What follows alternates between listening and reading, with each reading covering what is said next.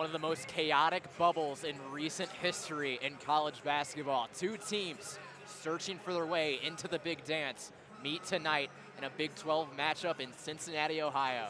Tonight, for the first time since 1946, out of Waco, Texas, the Baylor Bears make the trip to the Queen City to take on our Cincinnati Bearcats. I am Aiden Riggs, joined alongside Chase Johns here on Bearcat Sports Radio. Huge matchup with tournament implications. We've got a good one in hand. We really do. Again, these two teams play each other in early January. Baylor, a banged-up team right now. Cincinnati has been finding their way of success recently since the start of February. This should be a really good one with a lot of implications. Cincinnati comes into this game at 16-11, 6-10 in Big 12 play. Have had their struggles to start, but starting to find their form down the line. Recently got a big win at home against TCU. Another Quad 2 win, searching for a Quad 1 victory tonight. Yeah, I mean, you're looking at the Cincinnati team. It's been a minute since I've actually been on a call for one of these games, and this team looks a lot different in this regard. You're looking at, the emergence of some other guys that have come off the bench now in the starting lineup. Some guys are in the starting lineup now fall into the bench. Guys are taking on different roles, but you're in that part of the season where, you have to stand up, you have to show up and show out. A guy like Jizzle James, he has been balling. He's been in his bag ever since, he's had a conversation with his pops. It has gone really well for him scoring the basketball, getting to his spots, and really taking over this team.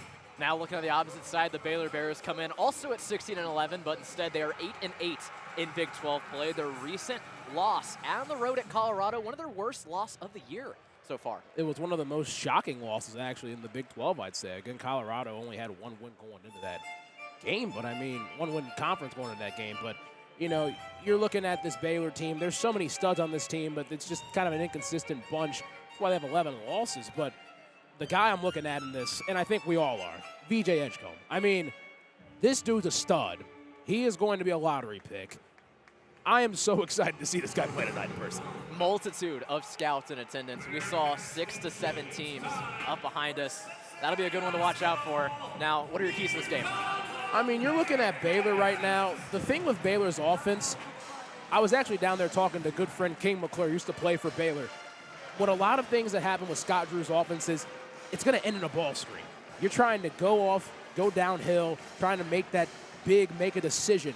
And having guys like Robert Wright III and Jeremy Roach and VJ Edgecombe come downhill and try to score the basketball, make that big, be in contempt, and dish it off to a guy like Norchad Omier, who's averaging a double-double this season. That is one guy that's gone under the radar, unsung, has gone to a Final Four. It's going to be the involvement of how Baylor is able to attack the ball screen, and can they make life tough for a guy like Aziz Bandaogo. Now, when you look at the Bearcats, what do you say their keys are? Honestly, Aiden, I think it's a need for Reed. Josh Reed has been really good this year, really good down this stretch of games. He had double figures, career high to say, but just being able to really perform well in spots where the Bearcats need him. Again, scoring a little bit from the outside, scoring in the paint, in transition, everything else, and that's going to be a big thing for Cincinnati. Transition offense, transition defense. This team loves to get out and run. When they get out and run and they're able to be very efficient, that's where this team is really going to win their games. But when they're not getting back on defense and they're playing sloppy in transition, it's pretty much going to tell you if they're going to win or lose this game. Baylor 4-0 all-time against the Bearcats. For the Bearcats, does the bubble burst, or do they live to dance another day? Coming up soon, the Bearcats and the Baylor Bears here on Bearcat Sports Radio. We'll be back shortly with starting lineups.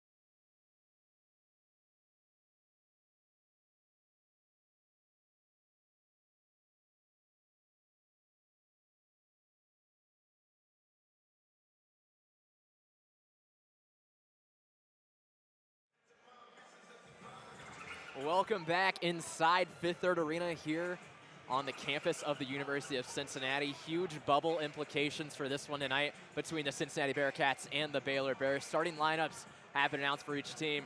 First, announced by legendary head coach Scott Drew. The Baylor Bears starting five. We're going to start out at guard with Robert Wright. Also at guard, BJ Edgecombe. At guard, Langston Love. Four-guard lineup for Baylor. Fourth guard, Jalen Celestine. And finally, the forward to round out the five is Norshan Omir. This Baylor team, I mean, you're looking at, 4 out, 1 in look. And the big key for me right now, Norshan Omir, he is 6'7", but this guy plays so much bigger than what his height is. He is one of the toughest guys to box out in college basketball. He lives on the offensive glass, the defensive glass. He will dunk on you. He will block your shot. He is just a relentless player down low. And they're going to try to rotate a lot down there with the big. But, I mean, you're looking at a guy like Norshan Omir. Can he give Aziz Bandaogo those problems and really make him step out and try to see what goes on? I mean, you're looking at Omir, 29% from three, not so great, but 56% from the field. He's got that nice touch shot. He's got the jump hook. He's able to get Aziz up and going to get him in foul trouble. Then he's got a guy against Arrington Page. And then that's where he can really make his bread and butter. We talk about Scott Drew being a legendary head coach. You mentioned it during the break. Some accolades he has, one of 8 active men's D1 coaches with at least 400 wins at their current school. Also one of 2 active head coaches to have both an NCAA title and an NIT title. I'm going to tell you this, man. Scott Drew had to get it out the mud. I'm telling you, like, back then in 2002, 2003, that Baylor program was not really that good that he took over. And he was able to build this whole thing up throughout the entire 2010s. He really had Baylor jumping, and they still are. But you look at them, they won the national championship in 2020. They've been consistent in 21, 22, 23. They've been in that round of 32 the last couple years since winning that national championship game. They've got a huge game tonight. Can they rebound, get over, the banged upness and everything else, and try to push for March? 22nd year as the head coach of the Baylor Bears. He's been coaching as a head coach for 23. Got the Baylor job as a first-year head coach. It's insane. Quite the accolades to his name. But now we look at the starting five for the Cincinnati Bearcats as announced by Wes Miller. Starting off for the Bearcats, same starting five we've seen the past couple days. Day Thomas, Jizzle James, Josh Reed remains in the starting lineup. Dylan Mitchell, and it's rounded out by Aziz Bandaogo. Yeah, I mean, again, Josh Reed being the highlight on that one. I mean, you're looking at him. Can he provide a spark for this team, continue to provide a spark for this team being the big thing? Day and Jizzle, I think this team has just played better when those two have been in the backcourt. That's been a question of how is this going to work? We only saw at one point last year, I think it was around this point in mid-February, they only played 24 minutes on the court together. And now they're starting. They've started the last at least 8 to 10 games with each other. And then you're going to have Seamoss, the coach, who's active. He's going to come off the bench. We're going to see how he's able to provide a spark. So it's going to be interesting to see getting him back into the lineup and how they try to meld this whole thing together. And not to mention Dan Skillings. When Dan Skillings is playing calm and under control but aggressive, that's a vicious Dan Skillings, and that's the team. That's the one that they need tonight for Cincinnati to win. I think the big story of this game does result in Seamoss Lukosius being back on the floor for the Bearcats. Of course, missed the past game with a messed up shoulder from the Iowa State game. He's going to come back tonight. UC's 8-1 when Seamoss scores 14-plus points in the season. Again, I mean, it's been tough going for Seamoss in Big 12 play, but he's got to find that spark. He's got to find that spark from the outside. There's going to have to be some plays where he's able to get some nice looks to be set up if it's off a ball screen and a pull-up jumper, if it's off a couple of different actions and everything else. I mean, this is going to be interesting to see if they can get Seamoss going, especially off the bench. Is there anyone else kind of on the roster for UC you're looking at that could potentially have a big game tonight? I mean, they're going to need Dylan Mitchell to come alive because Dylan Mitchell in the first meeting against Baylor, he was completely just iced out of it. He had 0 points. He virtually did not do anything in that regard when it comes to the scoring department. They're going to need him big because he had a double-double against TCU. They need to have him play very active and stuff. He doesn't take many shots, but when he's going 4 for 5 from the field, getting to the foul line, he's making his shots and everything else, they need Dylan Mitchell to score more. If Dylan Mitchell scores more, gets to the basket, rebounds, that's a guy that could be getting a double-double every single night, and is going to give Cincinnati an even better chance to win more games down the stretch. You mentioned that first matchup between the two in Waco, a 20-point victory for the Baylor Bears right when the Bearcats were really struggling to start out Big 12 play, 68-48. Bearcats didn't break 50, part of that stretch where the offense wasn't alive. Baylor just imposed their will on them. Cincinnati obviously not shooting well from the outside does not help. But when you have Baylor just flowing offensively and defensively, they're playing active and vocal and everything else. I mean, that's a tough team to beat. This Baylor team is super talented, not to mention Jeremy Roach is on their bench. This is a deep team that we're playing against tonight, and Cincinnati's got their work cut out for them. But, you know, this is going to be not a measuring stick game. This is going to be, hey, this is do or die. Will the bubble pop? Will it burst? Whatever happens, happens. Pretty fun one. That was the lowest amount of points that Baylor had allowed a Big 12 foe to have since 2020 when they played against Texas, and Texas scored 45. Wow. Defensive battle that was in Waco. Now the Bearcats offense has come alive as the season's gone on, and we're about ready to tip things off from Fifth Third. Do or die for the Bearcats. Does the bubble burst, or do they live to dance another day? Bearcats and Bears here on Bearcat Sports Radio. Omier and Bandego at the dot, ready to tip this thing off.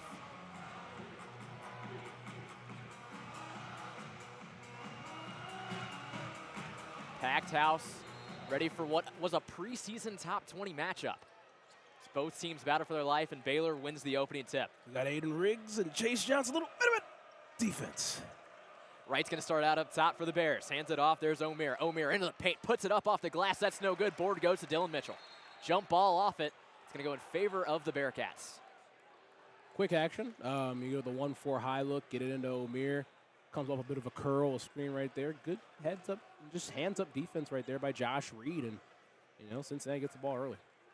Cincinnati on the floor in their all white uniforms. Baylor takes the floor in their all gray unis. So Jizzle James going to take up the floor for the Cats, get things going in their first possession.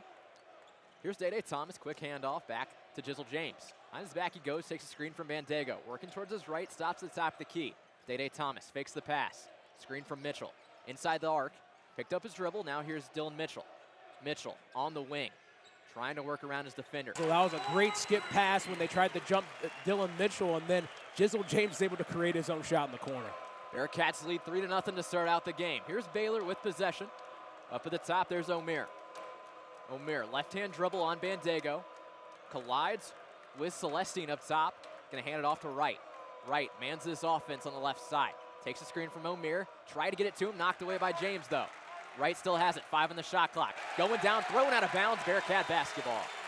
That possession right there by Cincinnati, they came out playing very active hands-on defense. They really tried to just get up in their grill, and they did a really good job of it, turn it over. 2 possessions, no points for the Baylor Bears to start this one out. Bearcats try to extend their lead here on this possession. Here's Day-Day Thomas. Thomas at the top of the key. Here's Josh Reed. Thomas, deep 3 from the top. That's no good. Offensive board, though, to Josh Reed. Josh Reed making his presence known again on the boards. And throughout the crowd. And throughout the crowd. MVP chance in the last game. Jizzle James, his corner 3 is up. That's no good. Battle for the board. A foul's going to go against the Bearcats. Yeah, that right there. I mean, Jizzle tried to create his own shot. Again, Josh Reed had the nice offensive rebound, just not giving up on the play. You know, Cincinnati, this is going to be an interesting task because Baylor, they don't have the height that Cincinnati has, but they also have the length when it comes to guarding against these guys like Day-Day and Jizzle. Celestine had it up top. Now it's going to work its way into Edgecombe's hands. Set up top, it's Love. Love with his right hand on the C-paw, guarded by Josh Reed. One-handed pass back to Celestine. Celestine working on Mitchell. Step back jumper is up. That's good. That was beautiful. That was nasty. Beautiful, nasty, the contrast, you'd say. But again, step back, Bobby Jack, there we go. 3-2, the Bearcats lead. 17:50 remains in the first half. Here's Josh Reed on the left side. Holds it with 2 hands, now with 1. Makes it into the corner. Here's Dylan Mitchell. Thought about the 3, now he's pushing inside. Around his defender he goes, into the paint. Finger roll is good. Dylan Mitchell. On the attack, that's what you like to see. He was able to get him on the bump, say, you know what, I'll go right by you. Lay it in the cup. Mitchell's first basket of the game puts the Cats up 5-2. Here's Baylor looking for a response. Edgecombe, leading scorer on the year. Celestine, into the hands of Love. Love has it. Working back up top. Open for the three with Celestine. It's up. That's good. There's the answer. We're tied at 5. Well, they got Celestine on a heater, I'll tell you that. It's not too cold outside, but he does not care. Bring the heat inside of the gym. Jizzle James, a little bit of space inside the arc. Now working towards his left, towards top of the key. Day Thomas, now Dylan Mitchell. Thought about the three, pushes inside, spin move, back out to Reed. Reed got it knocked out of his hands, out of bounds. It'll be Bearcat basketball. I think the big thing right now with Dylan Mitchell is that you're looking at him and he's like, you know, I want to see him just attack downhill. He kind of plays a little bit, you know, I like the patience, don't get me wrong, but if you're going to attack downhill, man, attack downhill. Keep those eyes up and just be able to play functioning basketball. 13 rebounds against TCU for Mitchell, tied a career high. Here's Day Thomas inside the arc, pull-up jumper. That's good. Day Thomas with the jumper. You're good for a couple of Day Thomas pull-up jumpers from about 15 out every single game, to say the least. 7-5, the Bearcats lead over the Bears. 16:40 remains in the first half. Top of the key, there's Wright, guarded closely by Jizzle James. Behind the back, now to Omer. Omer working to his left. Quick handoff to Edgecombe. Edgecombe up top, guarded by Thomas. Edgecombe inside the arc. Spin move, lost possession. Battle for it down low, goes out of bounds. They're going to say it went off a Bearcat. Baylor basketball down low. It's one of the first times we've seen VJ have the basketball tonight, and it just was a little, you know, a little unorthodox right there. But again, a lot of game left to be played. Number 4 draft prospect, according to ESPN, coming into the game. A lot of scouts on hand to watch. Ball's inbound with 5 on the shot clock. It's thrown up by Omer, and that's good. We're tied at 7. That's where Omer's going to have his work cut out for him. Again, that touch shot from the inside, it's going to be big for him. Baylor 3 for their last 3 from the field. Mitchell, Bandego. Here's Josh Reed for 3 from the corner. Bang! Josh Reed, what a 3. The need for Josh Reed from 3, I love it. It's fantastic. On a heater. Cats lead by 3, 10-7. Under 16 remains in the first half. Here's Wright. Man in his offense again, handoff Omer. Here's Edgecombe, trying to get something going. Get his first points of the day. Still guarded closely by Thomas. There's Celestine. Celestine up top. Handoff to Love. Working to his right on Josh Reed. Inside the paint. Finger roll is good. Patience right there. I mean, you have Love. He loves getting Josh Reed on his shoulder and just going inside with that little teardrop of a shot. Love's first basket of the game. Day Thomas. Another mid-range is up. That's no good. Missed everything. Here come the Bears. Baylor, cross midcourt. 3 is up from Edgecombe. That's no good. Bandego's going to get the rebound. Here come the Bearcats, trying to extend their 1-point lead. Jizzle James, the top, working to the left. Inside the paint, well, possession will be called. Be a jump ball in favor of the Baylor Bears. So with that, we're going to head to the under 16 media timeout here from Fifth Third. The Bearcats are leading the Baylor Bears 10-9 here on Bearcat Sports Radio.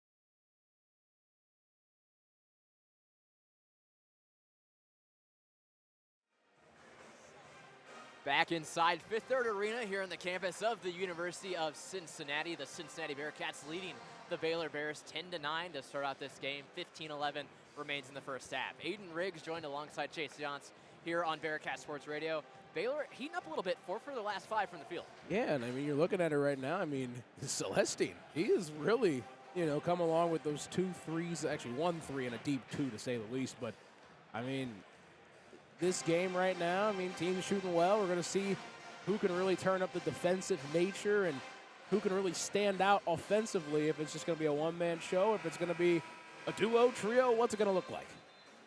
Baylor, as we mentioned, 4-0 all-time against this Bearcat squad, trying to break that streak that goes back to 1946, the last time Baylor visited the Queen City. It's crazy to think. And also, you look at Baylor's road record this year, they're 2-8 on the road. They're not the best road team, to say the least. Again, they have a great home facility down there in Waco, Texas, that was just recently built last year. It would have been nice to go down there. It would have been a really cool place to call a game from. But, I mean, you're looking at it. I mean, Baylor, they just got to try to figure these things out on the road. If they're able to just iron those out, then they'll be fine, and they'll be a team that makes March Madness. Baylor, some of their big wins on the season include Arkansas and St. John's. Did have losses to Gonzaga and UConn as well, along with Tennessee. But play resumes here at Fifth Third. As mentioned, the Bearcats lead 10-9 over the Baylor Bears. Baylor has possession. Here's Edgecombe into the corner. Goes 3, is up from none. It was blocked by Day Thomas. Here come the Bearcats. Thomas takes up the floor for him. Thomas, right hand into Reed's hands. Dan Skilling's newly onto the floor along with Simas Lukosius. Day Thomas, top of the key. Dribbles through his legs, now inside the arc.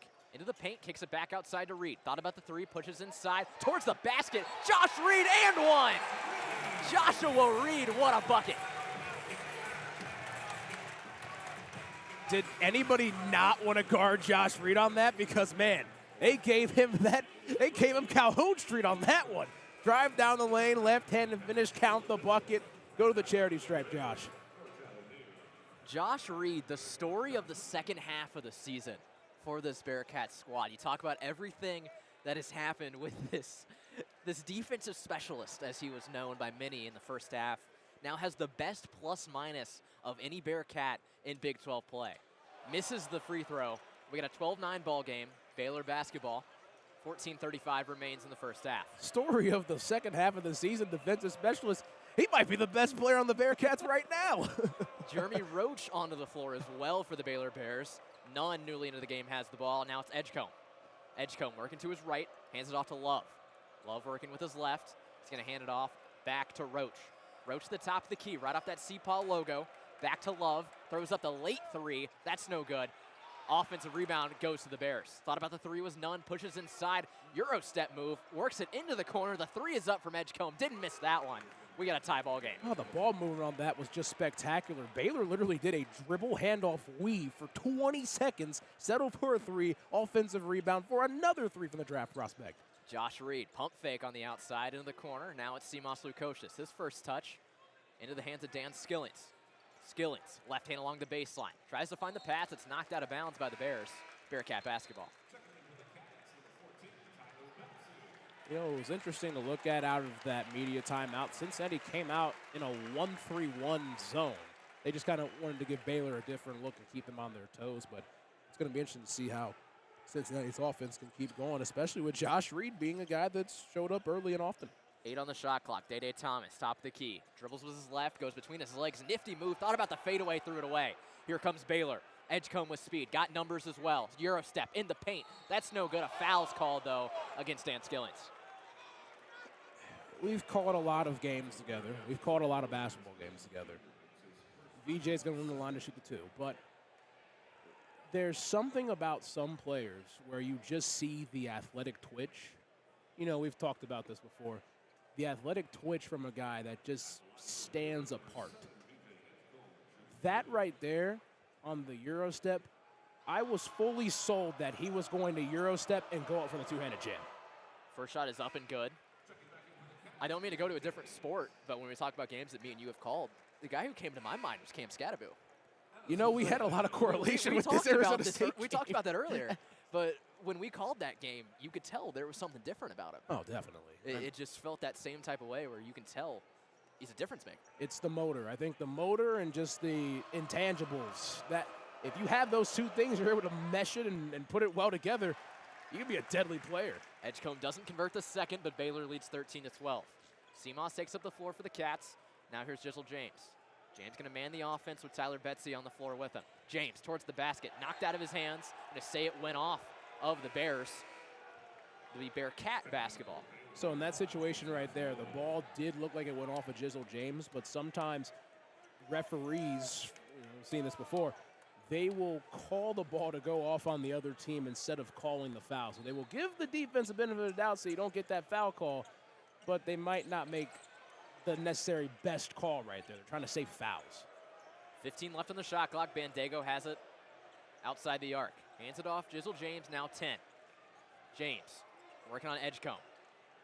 Dribbles with his hands. It puts up the fadeaway. That's no good. Rebound goes to the Bears. Here comes Baylor. A little bit of speed. There's Roach. Roach working on Seamoss. Was past him. Made that look easy. Jeremy Roach, the veteran. What a basket. Oh, he looked like he was back at Duke right there. Again, he able to stop on a dime and a little shifty-nifty and then get to the bucket. 15-12, Baylor leads. Here's Seamoss Lukosius. Lost possession, gathers it again though. Seamoss hands it off to Skillins. Finger roll is good. Dan Skillins with a reversal. Dan being right around the basket. Get him the ball, have him finish. There you go. That's all you need. 15-14, Baylor leads with 12:20 remaining in the first half.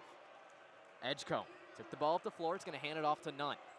Nunn battling illness coming into this game. He's questionable coming off the bench tonight.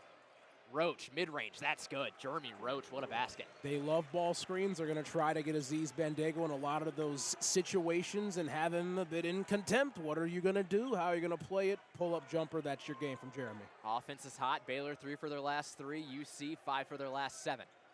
Here's Jizzle James to the top. James working towards his right.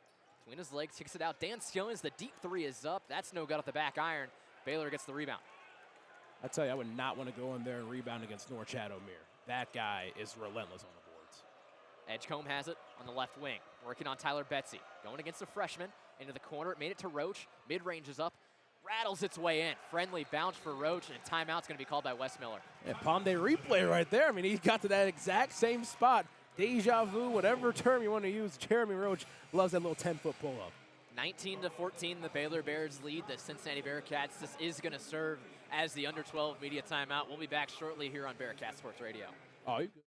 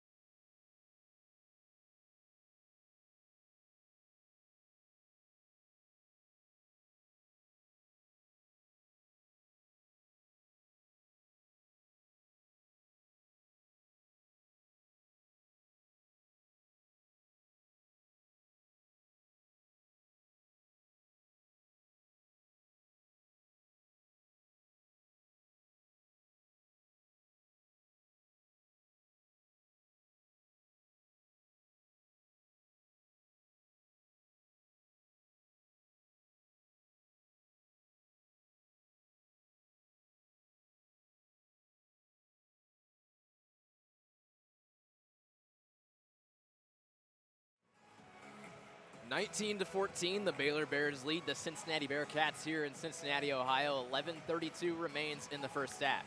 Aiden Riggs joined alongside Chase Yance here on Bearcat Sports Radio. Chase, Baylor's getting hot. Yeah, they are. I mean, you're looking at both of these teams. They're shooting over 50% from the field and 40% from 3. But Baylor, I mean, since Jeremy Roach has come in the game, I mean, it's been 3 straight possessions of him just getting buckets in every which way. It's been around that 10-foot mark, able to get that between the legs drive and reverse layup, and had the 2 pull-up jumpers. Jeremy Roach really put a stamp on this game, just 4 minutes of playing so far. Yeah, when you look at the Bearcats, Dan Skilling's getting some points off the bench early as well. Yeah, I mean, just being around the basket and just having that ball bounce his way and just making the most of his opportunities right there. I mean, that's going to be a big thing for Dan. Obviously, going to the bench and coming off of it, you know, you're going to have limited opportunities and limited minutes. But when Dan Skillings is playing his best, he's one of the best players on this team. So they're going to need him down the stretch, to say the least, especially in this pivotal game tonight. Yeah, and you know, the thing with Dan Skillings, too, that Wes Miller has emphasized as the years gone along is that he didn't get benched. He doesn't want people to think that he had to bench Dan Skillings. Rather, Day Thomas played so well that he had to start over him. And I think that's a fair assumption right there. Obviously, people can have their own opinions on that here and there, but, you know, they needed something different when it came to creating from the guard position. When you have Jizzle and Day on the court, you know, you have a guy that can handle, you have 2 guys that can handle the ball is the first thing, but then you have one guy that can play off ball, that can catch and shoot, a guy that can catch, dribble downhill, and try to attack. So, I mean, you just play off each other, and that's going to be a really big thing going forward. And it's really been successful for Cincinnati offensively. Betsy, Thomas, James, Skillings, and Bandego on the floor for the Bearcats. Jizzle James, quick handoff. The light press is being applied by Baylor out of the timeout. Day Thomas breaks it and gets across midcourt. Thomas going to quarterback this offense for the Cats. Working towards his left. 1-3-1. 1-3-1 defense for Baylor. Jizzle had Skillings in the corner. Instead, it works his way to Tyler Betsy, far wing 3. That's good. Tyler Betsy knocks down the 3. Ball movement on the perimeter is the big thing. Baylor went from a 1-3-1 and just kind of shifted around into this weird zone defense. I've played college. I have no clue what that was. But again, Cincinnati able to find the opening and make that 3. 74 of Betsy's 102 shots on the season from deep. It's another one to go there. 19-17 Baylor leads. 10 on the shot clock. Backing down his defender is Love. Works it back up top. There's Roach. Roach with 5. On Thomas. Handoff right. Wright's going to have to throw it up. A travel is going to be called against him. Yeah, right there. That's one of those things where it's almost like when you're a receiver and you try to catch, you try to run before catching the football. Right there, he caught the ball and then he tried to run without dribbling the basketball. So, you know, you can't do one without the other. Jizzle James takes up the floor for the Cats, hands it off Dan Skillings. Skillings and Betsy play tag. Now hands it off to James. James, right hand inside the arc, stops the free throw line. Fadeaway is up. That's no good. Skillings tried to get the board, couldn't get it. Here's Baylor. Right up the floor for him. Celestine, quick 3 is up. That's no good. Wasn't pretty, but offensive board. Right, tries his own 3. That one's good. 22-17, Baylor leads. When in doubt, try it again. Kick out 3 from right on to say. Day Thomas trying to find the answer for the Cats. His deep 3 is up. That's good. Day with the answer. Baylor went under the screen on that one, so Day-Day's like, you know what, I'll give a little sidestep. Give me some space. Get the puppies organized. 5 points today for Day Thomas. Robert Wright has it. Right on that CPAW logo, right in front of Wes Miller. Wright, one-handed pass. Works his way right back to him from O'Meara. Wright, guarded by Jizzle. Wright, working to his right. Tries to send it down low to O'Meara, but they lose possession. Bearcat basketball. Then they got O'Meara off his spot down there. He wanted to try to get that in the low block, but a couple feet out from there, kind of a tough look right there, and that pass was a little too far out. Arndon Page will enter the game for the first time tonight for the Bearcats. He enters alongside Dylan Mitchell and Josh Reed. James and Thomas stay on the floor. So Jizzle James going to take it across midcourt for the Cats. They trail by 2, 22-20 to the Baylor Bears.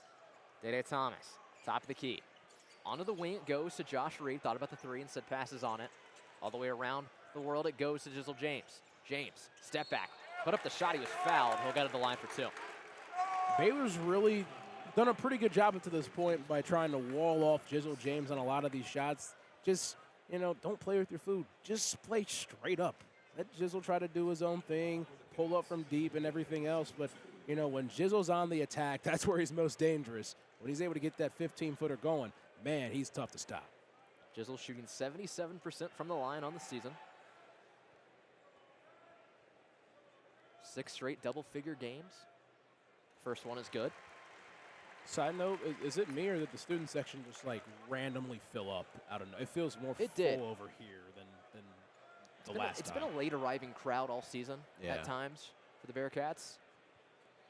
Fans love to pile in at the 5-minute mark after things have started as James misses the second one. We got a 1-point game. Fashionably late to say. 22-21, Baylor leads. Baylor's 5 for their last 6 from the field. Wright has it working to his left. Quick pass to Omer. Trying to drive inside, but it's stolen away by the Bearcats. Here comes Day Thomas. Handoff Mitchell. What a pass to Jizzle James. The reversal's good and the Cats lead. Ooh, the hang time from number 2 in there. Put 2 in the chains for you, Jizzle with the sizzle. 6-0 Bearcat lead. Edgecombe trying to find the answer. Here's Celestine up top. Back to Wright. Right hand. Dribble. Off the side of the backboard. That's no good. Here's Dylan Mitchell. Where are the eyeglasses? Cats trying to extend their lead. Jizzle James outside. Takes a screen from Mitchell. Slows down. Now here's Day Thomas. Mitchell backing down his man inside the arc. Now he's out on that wing. One-handed pass across the court. Jizzle James couldn't keep it in. Ref got in the way.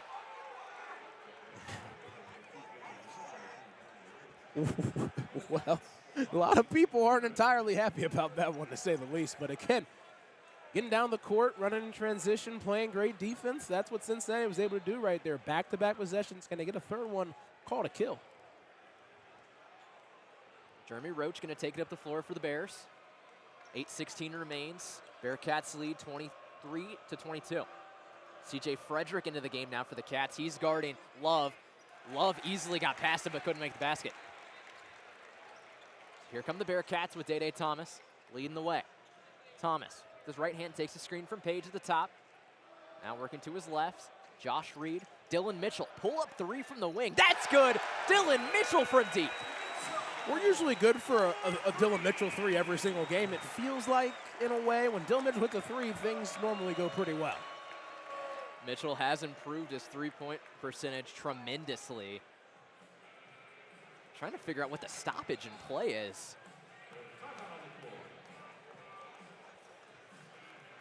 It's going to be the media timeout. I'm not sure what the stoppage was to cause it. You're asking me. I have no clue. Anyway, I'm just going to say we stay with this one. The Bearcats on a 9-0 run. In the past 2:18. I mean, this offense has started to catch fire. They really have. Again, I mean, you're looking at this team. They've, hitting it from the outside, going on ahead, and, Jizzle James again. You're looking at him. I mean, he's done a pretty good job overall when it comes to driving and getting to the bucket. Again, they're able to run in transition and do a really good job right there.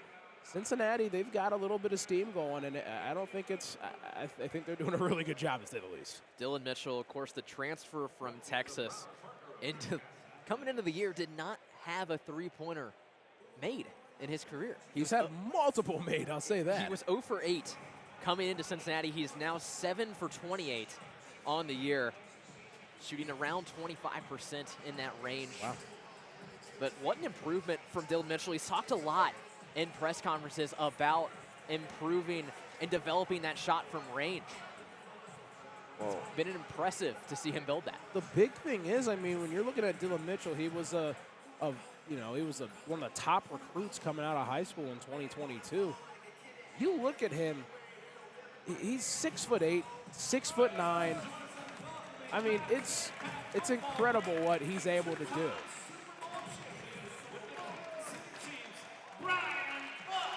Brian Cook, former Bearcat, in attendance for tonight's game.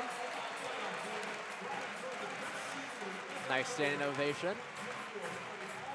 Now, we talked about the Bearcats football team. Some big story last night. I don't know if you saw it. The fellas were at WWE Raw downtown talking to Pat McAfee.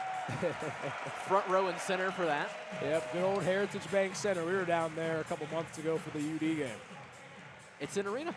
It is an arena. It is an arena. It definitely, and you know what, I want to go back to Dylan Mitchell. I mean, one of the best players coming out of high school in his class, 6'9". He shoots a really high percentage from the field. But if he's able to develop that 3 from the outside and get better from the free throw line, that's a guy who you're like, okay, that's an NBA player. If he's able to really get those numbers up and be more consistent, that's a guy who's getting drafted. But again, there's a little bit more work that he's got to do. He's got to try to refine and get more consistent at those things. But Dylan Mitchell, man, I mean, he is everything that you would want in a player when it comes to the intangibles, outside of, shooting from the outside and everything else. If he's able to get that stuff down, man, he'll find himself in the league.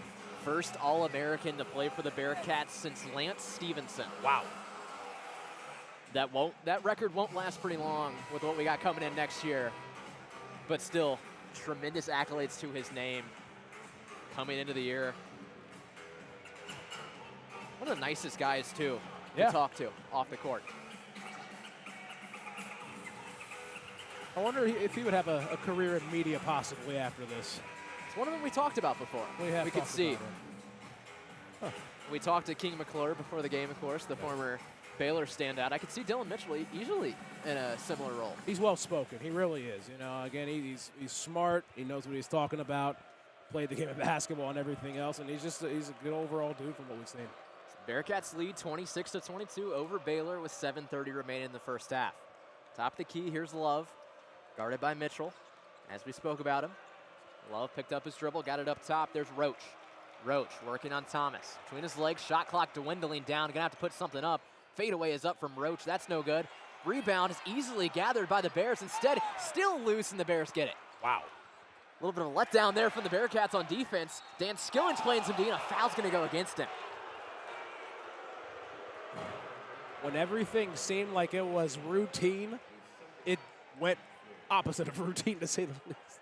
I mean, again, you got to win those 50-50 balls, and those are some things that, can determine games if a couple bounces go your way or they don't. Edgecombe, top of the key, guarded by Skilling. Spin move in the paint. What a finger roll, was no good, though. Offensive board again to the Bears, and a foul goes against the Cats. I'm sorry, but I needed a map to see where VJ Edgecombe was going right there. And again, I mean, that ball comes down. You got to box out Norchad O'Meara.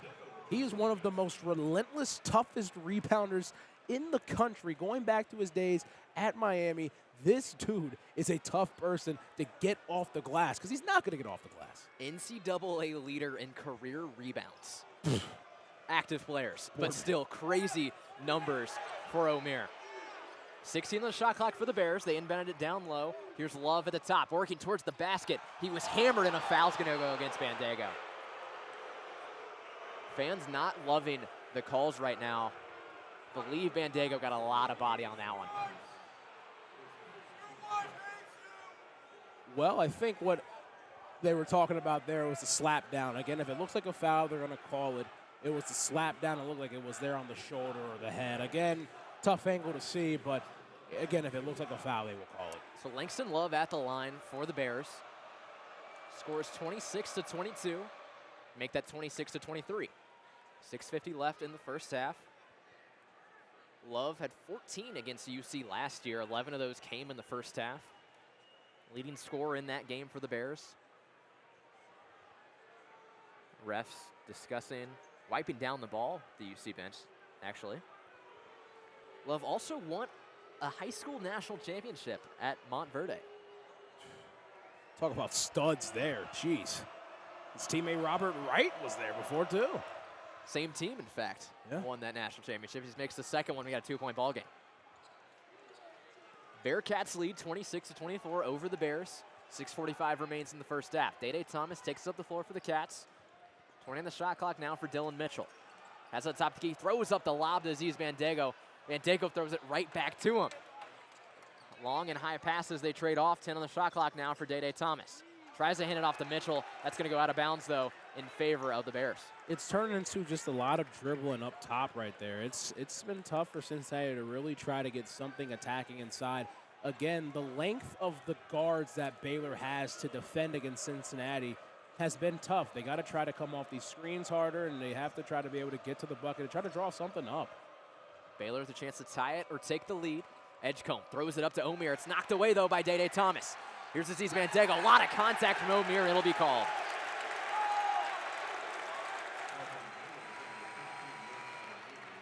The ball ping-ponged around, to say the least, but, right there, just able to get active hands going and winning one of those 50-50 balls. That's a big thing going forward, and, Cincinnati has to take advantage right now of Norchad O'Meara out of this game. They have to win the rebounding battle, to say the least. Something I want to mention off that too is East Dago showed a little emotion after that foul was called. Something we've seen a lot from him now as the year has gone on. Something he didn't really have last year. Day Thomas tried to take it himself towards the basket. A foul is going to be called against Baylor. Whistle is being used a lot in the past 5 to 6 minutes. Looks like they were in that horns action right there. They wanted to get Dylan Mitchell coming off a pop and then Aziz coming off of a roll. And then downhill drive for Day Thomas. But yeah, I mean, they have used the whistle quite a bit on a lot of these hand check fouls, slap fouls, and everything else. The officials have been very active, to say the least. Day Thomas, first free throw is up, and that's good. 27-24, the Bearcats lead. Tyler Betsy is going to re-enter the game, replacing his East Dago. Talk about Day Thomas at the line. He shoots 73% on the season. 5th Bearcat in history to have 5 rebounds, 5 assists, and 5 steals in a game. Wow. Second shot is up, and that's good. 4-point lead for the Bearcats with 6 remaining in the first half. Edgecombe is going to take it up the floor for the Bears, still letting it roll at his feet. Now he picks it up, starts the clock. Took some notes from Scott Drew on his sideline. Quick movement here for the Bears. Gets in the hands of Nunn at the top. Another quick handoff for Edgecombe. A lot of twists and turns in this offense. Back in the hands of Nunn, guarded by Seamoss. Nunn towards the basket. That was blocked as he went up. Betsy had the rebound. Foul is going to be called. Jump ball. Instead, it's going to be called. Will go in favor of the Bearcats. The fans do not love that call at all. Oh my God, this place just erupted. It was crazy. I figured they were going to get him on a reach in. Yeah. Wow. That was a close one. Yeah, that was a close one. It'll be Bearcat basketball with 5:40 left in the first half. They still lead by 4. So Jizzle James going to take it up the floor for him. Across midcourt he goes. Takes a screen from Betsy. Now he's on his left. Reed works his way up top. He sets a screen for Jizzle. James working slowly, now in the hands of Reed. Seamoss Lukosius, not much done today, works his way towards the basket. Foul is going to be called against the Bears. Seamoss took a lot of contact on that one, and the whistle's still out. The biggest thing right now for Seamoss is, you know, it's been tough for him to create a shot recently. And that right there, at least he was able to drive and have some authority trying to get to the bucket. Again, he's able to drive, get the little pull-up going. That'll be big for him. Getting him to the foul line, one of the better free throw shooters on the team. Got to get those points when they're here free at a premium. You know, we mentioned this as the first shot is up from Seamoss Lukosius, and it's good. Cats lead by 5. But we mentioned at the Dayton game how Seamoss, fluent in both, or a citizen of Lithuania and Germany. Yep. I now have the full list of countries he's lived in. We have Kuwait, Russia, Lebanon, Germany, Lithuania, and Bahrain. That's like 6 or 7 wonders of the world right there. 6, then when you include the U.S., that's 7. Ooh. Second shot was no good. Rebound goes to the Bears. 29-24, the Bearcats lead with 5:13 remaining in the first half. Roach, left hand, kicks it outside. Thought about the 3, was O'Meara. Holds on to it, works all the way around. Now he's going to hand it off to Love. Love inside the paint, guarded by Lukosius. Picks up his dribble, kicks it outside. Celestine now working on Mitchell. Kicks it into the corner. The 3 is up, and it's no good. A battle for the rebound won by Josh Reed. Here come the Bearcats. Trying to get some momentum. As the Bearcats are 3 for their last 3, but haven't taken a field goal in the last 3 minutes. East Dago. Dylan Mitchell's 3 is up. Rattles its way out, but Josh Reed battles for the board, can't get it. Thought Dylan Mitchell had his second of the night. Instead, the Bears have possession. Left hand, here's Roach. Spin move on James. Now back outside the arc. Love on that C-paw. Dribbling on Lukosius. Step back 3 is up from Love. That's no good. Board goes to Mitchell. Dylan Mitchell gets his 3rd rebound of the game. So here's Jizzle James now with 4 even remaining. Cats still lead by 5. Offenses have slowed down for each team as the half has gone on. Josh Reed has it on the right wing. Hands it off to Lukosius. Lukosius on the baseline. Looking for someone's got to get it up top to Dylan Mitchell. Jizzle James now, left hand. Picks up the dribble. 3 is up. The high arcer is no good. Going to go out of bounds. It'll be Baylor basketball, and that'll take us to our under 4 media timeout. Cincinnati Bearcats leading the Baylor Bears 29-24 here on Bearcat Sports Radio.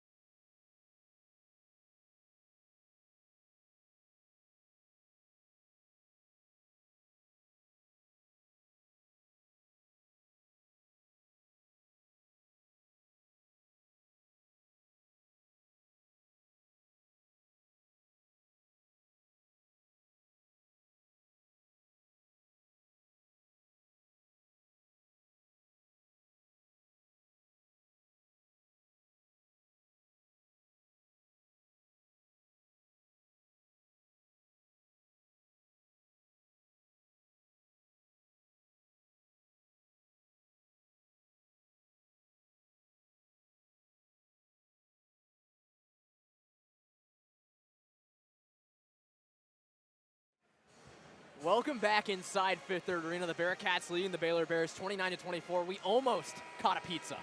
And we almost took down your computer. We're sitting in the first row of the student section overflow here, and they're doing the Donato's pizza toss, where they just fire pizzas into the crowd like Frisbees. You almost had it. Almost, but I don't know if he meant to throw it in our direction, but it came close. I don't know if it was that or if he had the accuracy of Sam Darnold in the playoffs. I'm not entirely sure. But again, I mean, I can't imagine it's an easy object to throw. It really, I mean, it's a square. It's a square that you're throwing. Again, it's a condensed cube, a prism. You're trying to toss a prism with pizza in it. You know, my goal at some point this year, at any baseball game we go to, whether it's at UC or at the Road, I want to catch a foul ball live on the air. It's not really going to be possible at UC, but if we go to a road game, it could happen. Get the. So with that, play resumes. Baylor has the ball. Omier in the paint, backing down Bandego. Pump fakes it like 3 or 4 times, puts it up. Finally, it's no good. The board goes to Dylan Mitchell. Foul is going to go against the Bears as well. Too much contact from Celestine down low on Mitchell. Well, I mean, I guess that was a makeup call from a couple possessions ago. That was, we'll take it. We'll take it for UC. And we mentioned the whistle being active in the back half of this first half. That's the second on Celestine. Something to watch for in that second half if the whistle stays the same. Josh Reed handed out to James. Jizzle James, right hand, takes the screen from Bandego. Simas Lukosius, back out to James. Jizzle James 3, bang! Jizzle with the sizzle. Kick out, there you go. Get the puppies organized too. 32-24, the Bearcats lead. 3 minutes remain in the first half. Edgecombe working inside, throws it out of bounds. Bearcat basketball. These guys look off right now. They really do. There's another half of basketball to play, but again, Cincinnati take advantage of what's going on right now. Scoring drought of 4 minutes for the Baylor Bears. They are 1 for their last 10. Dylan Mitchell has it. Right side of the floor for the Bearcats. Here's Aziz Bandego at the top of the key. Aziz hands it off to Lukosius. His 3 is up. Simas Lukosius, the lethal Lithuanian, puts the Cats up 11. The lethal Lithuanian is back. Timeout, Baylor. Scott Drew uses his first timeout of the half. It's ski-yee time in Fifth Third. Been there, done that, love it.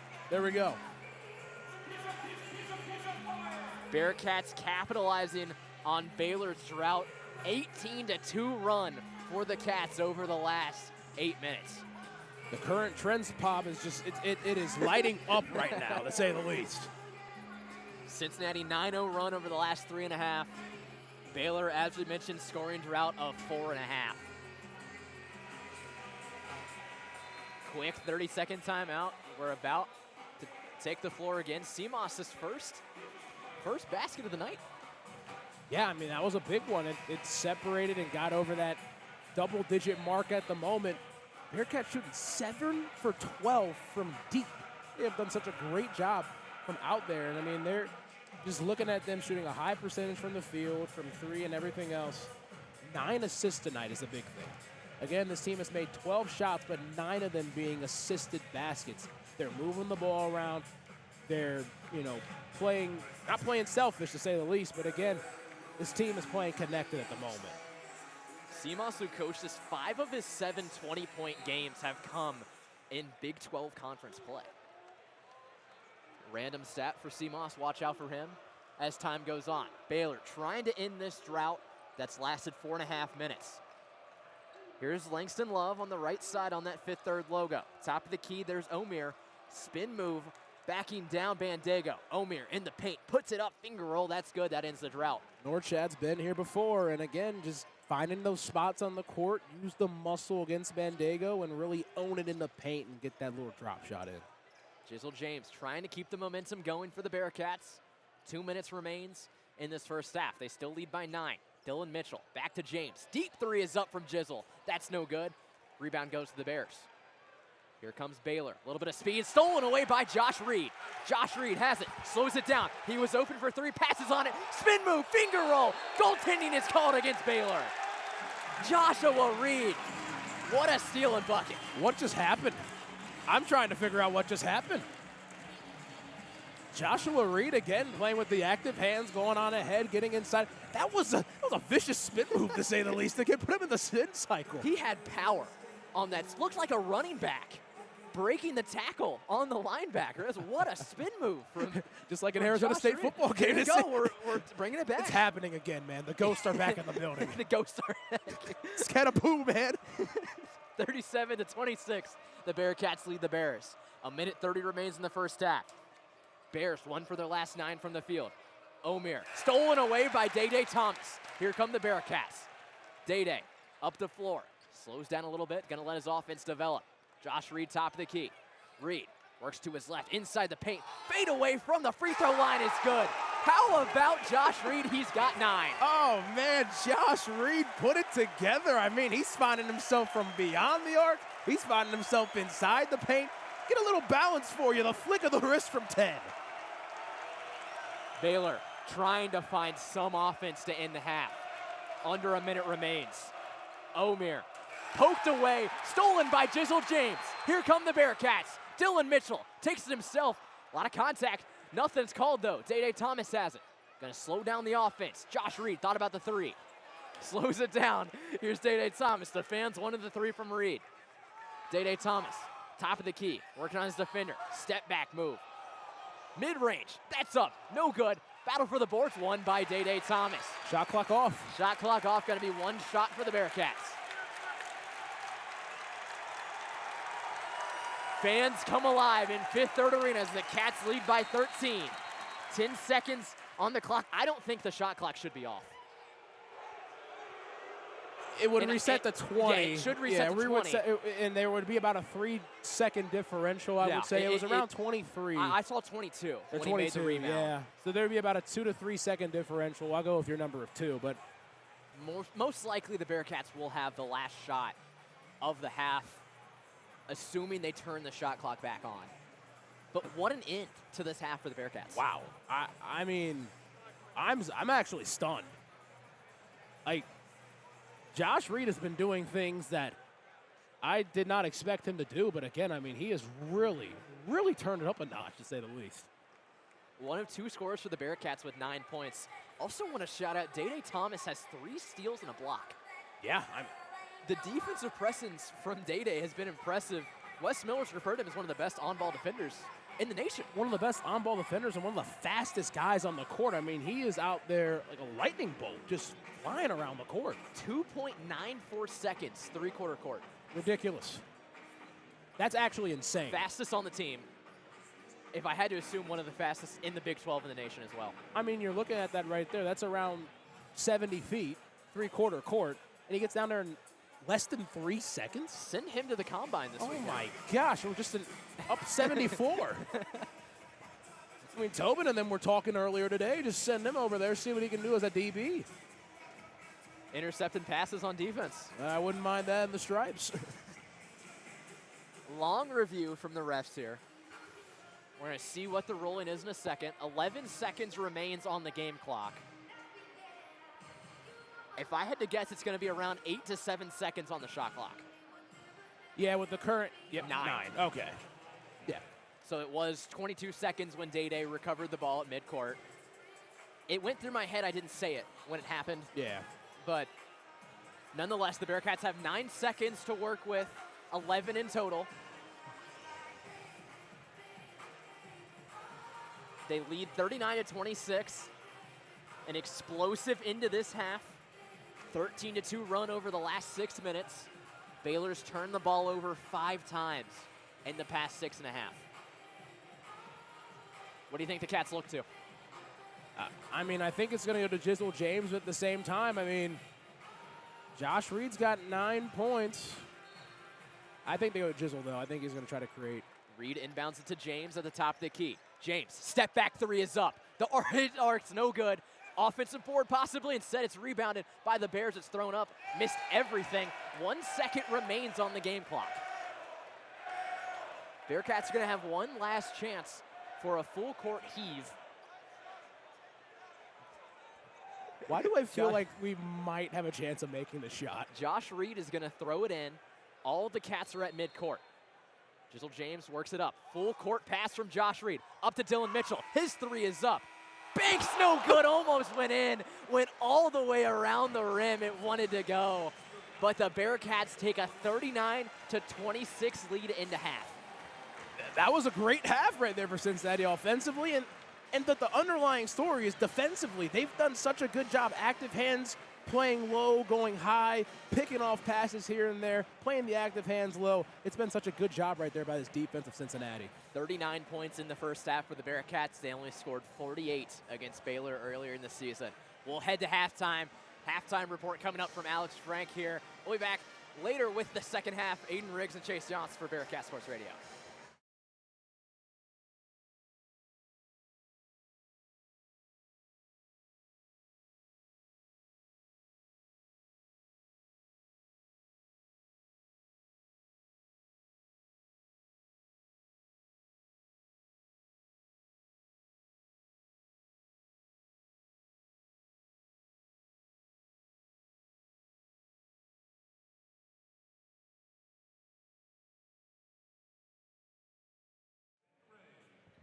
It's halftime here at Fifth Third Arena as the Bearcats lead Baylor 39-26 as they look to stay in contention for an at-large bid into the NCAA tournament. Welcome in to the Bearcats Media Bearcats Men's Basketball Halftime Show. I'm Alex Frank, former sports director, as Chase Johnson and Aiden Riggs will be back shortly for their recap of the first half and the second half. Well, Cincinnati, it looked a little bleak when it was 19-14 Baylor, and Baylor's Jeremy Roach had made 3 straight field goals. But all the Bearcats did from there was outscore the Bears 25-7, including a 13-2 run over the last 6 minutes and 1 second. Baylor had a miserable ending to the first half.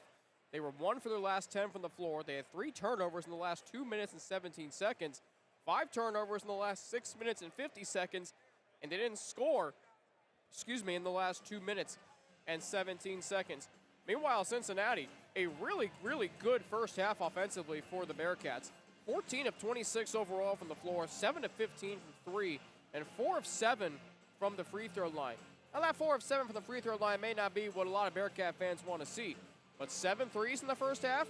Yeah, I think you have to like that, especially Simas Lukosius hitting a three-pointer as he made his return to the Bearcats lineup tonight. He did not start, but he's played 4 minutes off the bench and has scored, he's played 8 minutes off the bench and scored 4 points on a three-point shot and at the free throw line.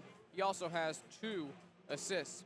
For Cincinnati in that first half, it was Jizzle James and Josh Reed. How about Josh Reed? I'll tell you what, this whole month of February, he has been arguably this team's best player, not named Jizzle James. And those two tonight currently lead the Bearcats in scoring with 9 points each.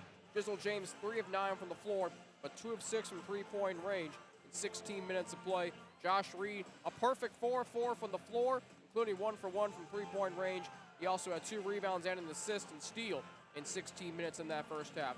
Bearcats were led on the boards and rebounding by Dylan Mitchell. He also has 5 points, including a three-pointer. He almost made that ridiculous fadeaway shot that would have been a bank, and I think it would have been a 3 at the end of the first half on that long inbound pass from Josh Reed. I mean, you would have thought that was Grant Hill to Christian Leitner the way it was. Reed inbounded the ball all the way at the other end of the floor. It was a long pass, one-handed. Dylan Mitchell caught the ball, took, I think, a dribble, spun around, and from the top of the key, put up a three-point shot from beyond the perimeter, hit the backboard, and rolled around the rim before ultimately rimming. Now, can you imagine if that shot had gone in? Bearcats would have been up by 16, but still a very good 13-point lead over a Bears team that is currently a projected number 9 seed by ESPN's Joe Lunardi in his latest bracketology that came out this morning. He said the Bearcats need to win to keep their at-large bid hopes alive for the NCAA tournament. Cincinnati currently 16 and the second half. Cincinnati was led in assists, 4 players with 2. Dede Thomas, Dylan Mitchell, Aziz Bandega with 2 assists, and Simas Lukosius with 2 assists. For the Baylor Bears, I tell you, the Bearcats did a really good job of holding Norchad Omier in check. He only had 4 points and 5 rebounds, and he had 3 turnovers in 19 minutes of play. The Bears were led by Omier, Langston Love, and VJ Edgecombe with 4 points each in that first half. Jalen Celestine led with 5 points. Omir, Love, and Edgecombe had 4 points each. Oh, excuse me, I keep missing who was in the lead. Jeremy Roach with 6 points. Who could forget? He had 3 straight field goals to give the Bears a 19-14 lead. But then Cincinnati answered with that 25-7 run to close out the first half. Baylor also got 3 points from Robert O. Wright III. He made a 3-point shot in that first half. The Bears are led on the boards, rebounding by Omir's 5. They're led in assists by Wright's 2. The Bears were 10 of 24 from the floor in that first half, including 3 of 10 from 3 and 3 of 4 from the free throw line. Of course, tonight's game is not the only game tonight around college basketball. As we take a look at the college basketball top 25 scoreboard, lots of good games tonight, as there are going to be every single day throughout this week and next week, the last week of the regular season. Right now, down in Miami, Florida, it's the second-ranked Duke Blue Devils leading the Hurricanes 47-32. Duke, of course, coming off that impressive 110-67 win over Illinois at Madison Square Garden this past Saturday night. They're at the half down in Athens, Georgia, and this is going to be a shock to those of you listening. But number 3, Florida trails Georgia 51-35. Reminder, the Gators are looking to stay in contention for a number 1 seed in the SEC tournament and potentially keep their hopes alive for a regular season title in that vaunted SEC this year. They're at halftime in Milwaukee. It is the 21st ranked Marquette Golden Eagles leading Providence 43-32. Those are the games going on right now in the top 25. Still to come later tonight, including in the Big 12 on ESPN+. Coming up in, actually tipping off momentarily in Stillwater, Oklahoma, it is the 9th ranked Iowa State Cyclones against the Oklahoma State Cowboys down in Stillwater. On the SEC Network at 9 Eastern, it's the 5th ranked Tennessee Volunteers, who got a huge road win over Texas A&M this past weekend. Shaz Lanier with 8 3-pointers in the game. Tennessee is at LSU tonight, 9 o'clock on the SEC Network. ESPN2 tonight, right after Baylor and Cincinnati.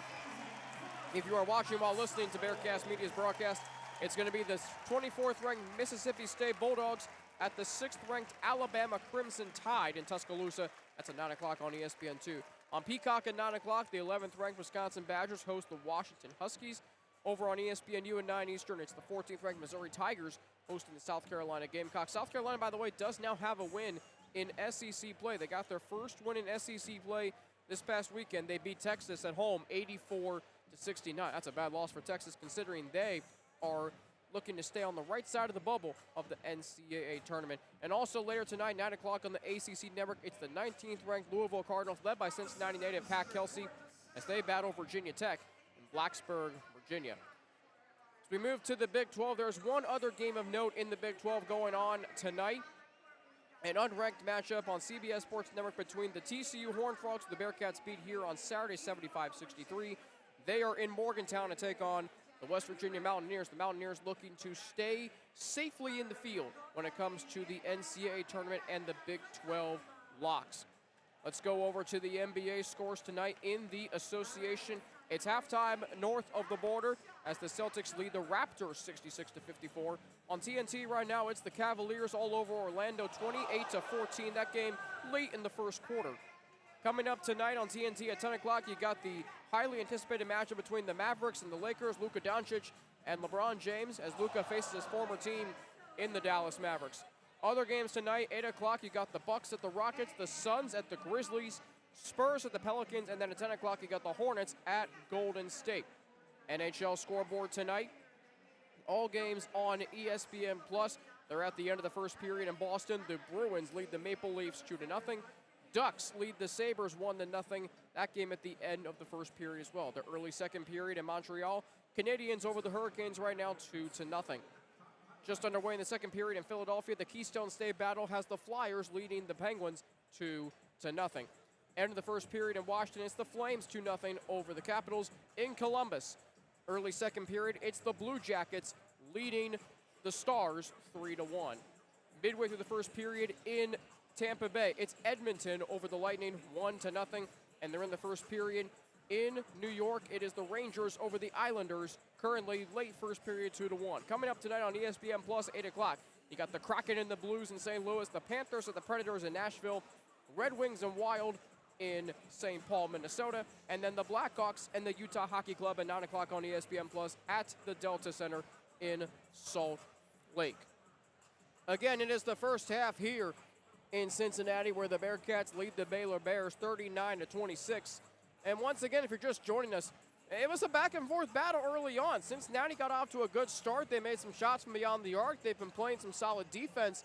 And really, when you look at it against the Bears team, with guys like Norchad Omir and BJ Edgecombe, the Bearcats have been holding their own on the boards. They trailed the rebound battle 15-13, but the key thing to remember is that Baylor, after being up 19-14, Cincinnati outscored them 25-7 the rest of the way in that first half, and that covered about 12 minutes.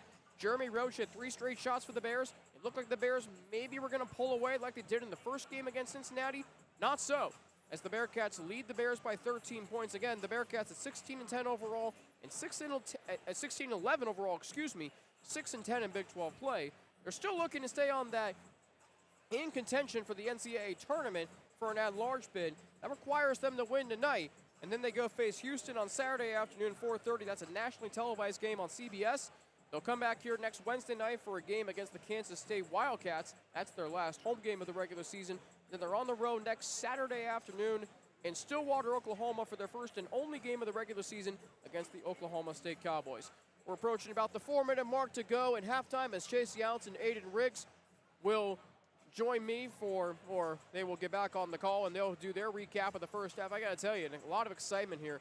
Great to see Fifth Third Arena, I would say very close to full capacity, if not full capacity tonight. On a Tuesday night, the weather's been beautiful here in Cincinnati today. Temperature was about 63 degrees this afternoon. It was just a stunning day. Sun was out, skies were blue, and the Bearcats, if they can hold on tonight, they would win their 5th game in their last 7 overall. 5th of their last 7, get to 17-11, 17-11, and then 7-10 in Big 12 play. As Chase Younts makes his way down here, and we will get back to him and Aiden Riggs on the call. This has been the Bearcats Media Bearcats Men's Basketball Halftime Show. I'm Alex Frank. Now we'll send things back over to Chase and Aiden.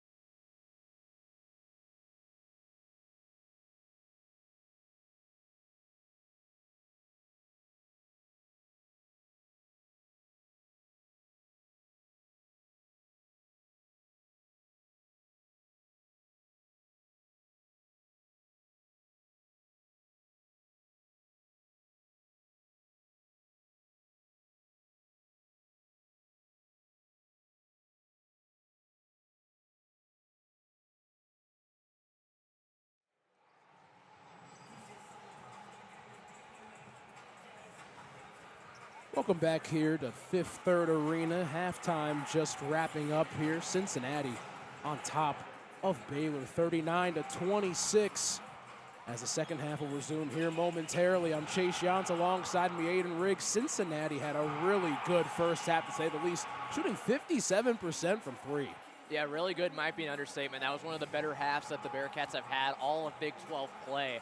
Then you look at everything you mentioned, from three. They shot 47%. They were 54% from the field as a whole. I mean, compared to what this team showed earlier against Baylor in Waco, this is a completely different ballgame. Like, this team has evolved so much as the year has gone along. So many questions about the offense, whether it was going to be there or not as the season went along, and they've woken up. And the offense coming from Jizzle James and Josh Reed, both with 9 points on the night. Yeah, how about Josh Reed? We can't talk about him enough. He's worked his way into the starting lineup, and I don't see him leaving anytime soon. 9 points in the first half, made that big three. And then you also mentioned Jizzle James. Jizzle with the sizzle the entire half. He's just making his presence known. He's being really nifty with the ball in his hands on the outside. I'm so impressed by his ball handling. It's really stood out to me so far. On the flip side, Baylor not really getting a whole lot. I mean, 10 for 24 from the field is nothing to scoff at. 3 for 10 from deep. The turnovers being a big thing. 9 turnovers in the first half compared to Cincinnati's 4. Yeah, when you look at who's leading them in scoring too, it's Jeremy Roach. And of course, when you look at Jeremy Roach, the big thing that stands out, his experience. You got to rely on someone like him who has so much experience. This guy's been to a Final Four. This man was an All-American in 2020. Spent all those years at Duke, preseason All-Big 12 newcomer. Someone like him has to step up. You have to get offense going. He showed he can do it in that first half. He's got to step up and do it even more. Another guy on this roster for Baylor that made a Final Four just 2 years ago, Norchad Omier, 4 points, 5 rebounds, shooting 2 for 4 from the field, and has 3 turnovers of his own. So that'll be something to look at going into this second half of play. It's Natty Jam night. It's the second to last home game of the season, so this is going to be a fun second half to say the least. We're ready for it. Baylor on the inbound. It's going to be Robert Wright, the third, guarded by Jizzle James across the timeline. Celestine over to VJ Edgecombe in the right corner. Skip up top. The 3 from Love. It's missed off the front rim, and rebounded on the push is going to be Day Thomas. Thomas takes off the screen from Bandego. Curl for Josh Reed on the right wing. Around the horn, it's Day Thomas, guarded by Omier. Step back, tried to go inside, kicks it over to Mitchell. 10 on the shot clock. Baseline with Celestine on him. Mitchell, spin move. Stops on a dime. Float shots missed off the front rim, rebounded by Love. Starting out this half slow, just like they were halfway through that first half. Someone's got to start the spark for both teams. Edgecombe finds a spot and puts it off the glass. And there it goes, right on the money when I said it. Edgecombe gets his 6 points of the night. We talk about him so much coming into the game. He's really got to step up the second half as well. Edgecombe, one of the best freshmen in the country, one of the best players in the country, to say the least. 39-28 Cincinnati on top just under 19 minutes ago. Jizzle James finds a spot and misses, but an offensive rebound from Josh Reed keeps it alive. James on the right wing, spin moves inside, steps through, puts up the tough shot, and just rattles in and out. Rebounded by Love. It was Josh Reed's second offensive board of the night. He's got 2 of the 3 for the Bearcats. Love, right-handed drive behind the back, gets inside the paint, tries to go inside. Robert Wright from the top of the key. 3, and it's right on for Wright. That's exactly what Baylor needs, getting out to a 5-0 run to start off this half. They got to build upon it if they want to stay in this game. It's less than 10. Cats up 39-31 over the Bears. James off a screen with the right hand, guarded by Omier. Reed over to Day Thomas. Swings it up top to Reed, 9 on the shot clock. Here's Thomas. Looking for something. Pull up from 18 out. It's well short. And it'll be Baylor basketball.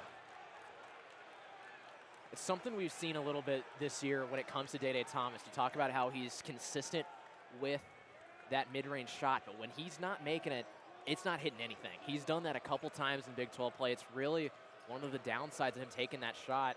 It's the second turnover of the game. Here, right of the third inside on a dime. Slips a little bit, no travel called. Here's Edgecombe. 13 on the shot clock. Right wing calls a screen from Omier. Driving with the left hand inside as Edgecombe puts it up off the glass and missed. Tipped around, rebounded by Bandego. Day fires up the court to Jizzle James. Jizzle drives inside, muscle inside, and a foul will be called. Whistle was very active in that back end of the first half. Be interesting to see how they decide to ref this second half. Some players could start to get in foul trouble here pretty soon. Jizzle will be at the line to shoot 2 of them. Leading scorer for the team this point of the season, 12.4 points a game, shooting 80% from the line. He's been on an absolute tear since the start of February. Here, Jizzle lines up his first free throw. The shot is good. He's got one remaining. Makes it a 9-point game at 40-31. You know, you talk about the tear that Jizzle's been on. He's the first cat since David DeJulius to have consecutive 24-point games. And makes the second one. David DeJulius did his thing a couple years back under Wes Miller. And Jizzle James trying to make a name for himself, continuing to do that. O'Meara inside on the block. With Josh Reed inside, he puts it off the glass, kissing it. And Norchad O'Meara puts it in. Yeah, O'Meara really had the size advantage over Reed there. Used it to his ability strongly. I'm really impressed at him using his size down low against the Bearcats. The Cats in the first half did own the paint, outscoring the Baylor Bears 12-6. But O'Meara, he's really the only presence that Baylor has when it comes to size. He's got to use his size to his advantage against players like Reed and Mitchell. Dan Skilling just checked in for Aziz Bandega, who went out with some sort of a medical thing. Josh Reed in the corner, guarded by Norchad O'Meara. 17 on the shot clock, looking for a curl. 11 on the shot clock, pings it over to James. With the right hand between the legs, 6 on the shot clock, crossover dribble inside for James. Stops on a dime, fadeaway jumper, and it rattles in. That's the home court bounce on that one, rattled all the way around the rim, and James in double figures. Cats lead up to 10, 43-33 over Baylor. Edgecombe off the screen with the right hand, 2 screens, crossover dribble. He's got a top of the key 3 in. That shot is off the back rim, rebounded by Jizzle James.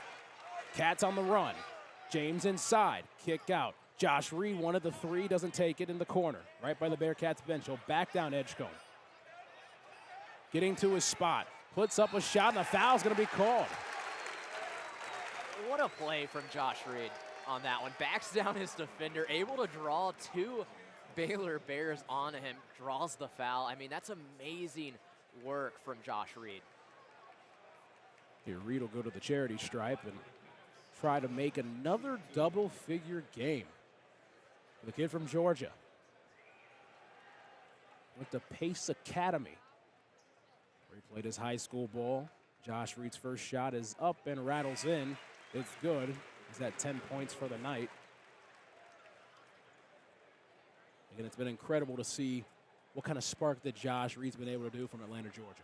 Yeah, Reed only had 1 double-figure game coming into this season. Now, with this game, has 4 on the year. I mean, his progression has been so amazing. True fan favorite of this Bearcat team. He made the second free throw, and Simas Lukosius checked in for Josh Reed, making it a 12-point game. 45-33, Cats on top, 16-10 to go here in the second half of play. Wright the third has it, guarded by Jizzle James at the top of the key. Looking around at Celestine, trying to get it inside, he doesn't. Wright inside and looking for O'Meara, skip pass, Love, right wing 3, butter! Langston Love loves that look. Truly was smooth. I mean, what a shot on that one, nothing but net. Baylor's not going away easy in the second half. Scott Drew, you know, was not happy in the locker room. It's showing it so far.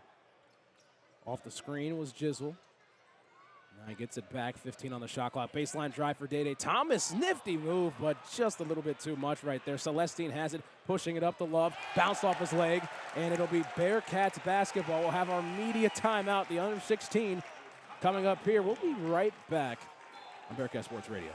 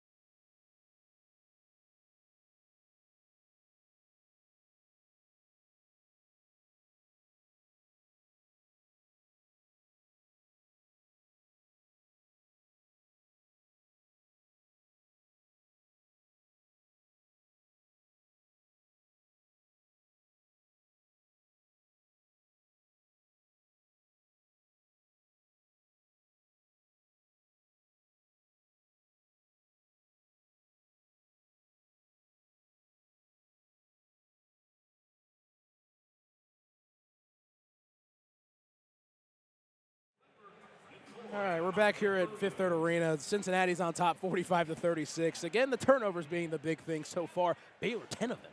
Yeah, 10 turnovers for Baylor compared to the 4 for UC. And the big story with that is UC has 12 points off those Baylor 10 turnovers compared to just 1 point coming for the Bears off the Bearcats turnovers. Ooh. A little complicated game with that one, but still we're going with it. That's been a big story in this one. It could be a big difference maker when we look at that score. 45-36, it's a tight ball game.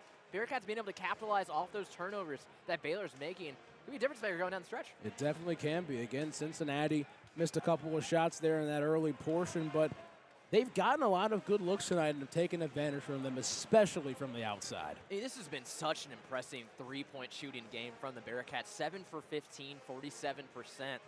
And it's just been there all night. They haven't really gone on a stretch where the three hasn't been there. They've gone on stretches where the offense as a whole hasn't been, but the three has really took them out of those dry spells. It's been really impressive. It's not a team that relies on the three-point ball necessarily. They're showing it tonight. They can shoot it. Again, I mean, this offense has been flowing as of late. Really at the start of February is when things really started to click for them, and shooting threes has been a big thing for them over the past month. You know, they're trying to pull a Bengals here. Had a slow start to the Big 12. Now all of a sudden heating up as the year goes on. Try and sneak on into the tournament possibly. But something else I want to mention is that Baylor's winning the rebound battle 19-17 over UC. And they out-rebounded Colorado 37-34 on the road and couldn't come out with the win. They're 7-1 on the season when they out-rebound Big 12 opponents. Keep an eye on that going down the stretch as well. Keys the Bearcats and the Bears need to keep in mind. Here, Jizzle has it with 15 on the shot clock over to Seamoss, left wing. Swings it over. Dan Skillings in the corner. 9 seconds on the shot clock. Gets up to the right wing with the basketball. Crossover inside. Skillings, 4 on the shot clock. Puts it up. Gets it over to Aziz Bandego. Puts it up, and he's fouled. They'll go to shoot 2 shots, and so Norchad O'Meara will have 3 fouls on him. Yeah, that is going to be his 3rd foul. That one called against him when he was going on Bandego. I mean, good job by Aziz. Aziz is really coming together with his size. In the past, he's been a little bit all over the place with his long arms and just long body. He's really found a way to use his size to his advantage, power his way through when he's down low. Aziz misses the first free throw, 1 shot remaining. He's shooting 64% from the line. Definitely an improvement from last season, to say the least. Again, like you mentioned, Aziz really starting to play a bit more aggressive and passionate, to say. He has been. I mentioned it in the first half when he showed some emotion on that foul that was called. He's really embracing the game. He embraces that free throw where he makes it, and it's a 46-36 game with Cincinnati on top. Just under 15 minutes to go here. In this second half of play, Wright has it guarded by Dan Skillings at the top of the key. Roach with it off the screen from O'Meara inside. Norchad has it and lays it off the pass from Jeremy Roach. Pushing up the court, Dan Skillings looking for the drive. He doesn't take it. Day Thomas at the top of the key, between the legs, looking for something behind the back and puts it in. Dan Skillings Jr. on the backdoor cut. How about the dish from Day Thomas on that one, too? What a move from Skillings on the backdoor cut. But Day Thomas with the pass, that was amazing. 10-point game still. Here's Wright off the curl. It's 48-38. Cincinnati on top of Baylor. Wright gets to his spot, spins around and misses it, but Norchad O'Meara gets it on the touch shot. He has it, and one. Count it. I mean, there's O'Meara, as I mentioned, using his size to his advantage on Bandego. Had a little bit of an arm extension there. The fans wanted a foul call. They're not going to get it on that one with all of the contact going back and forth, but he draws the foul, gets the basket. 8-point game can turn into 7. Edgecombe and Nunn check into the game for Baylor. And Dylan Mitchell checks in for Aziz Bandego. So Norchad O'Meara will shoot 1 from the line, 75% free throw shooter who averages a double-double on the season. O'Meara's shot is up and good. Gets him into double figures on the night, shooting 5 or 7 from the field. Cincinnati up 48-41, 14:07 to go here in the second half. Seamoss has it off the press. Dylan Mitchell bringing it up the court, guarded by Love. Day top of the key, 20 seconds on the shot clock.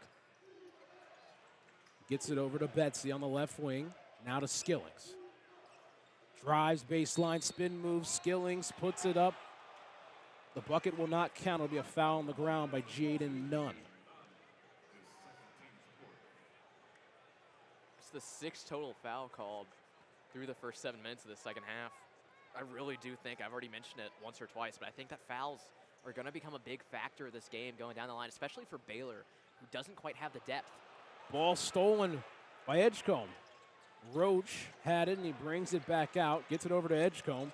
Thinking about the three, doesn't take it on the left wing. 20 seconds on the shot clock. Here's Roach, inside, stops on a dime, kick out, Love, corner three. It's short and rebounded by Betsy.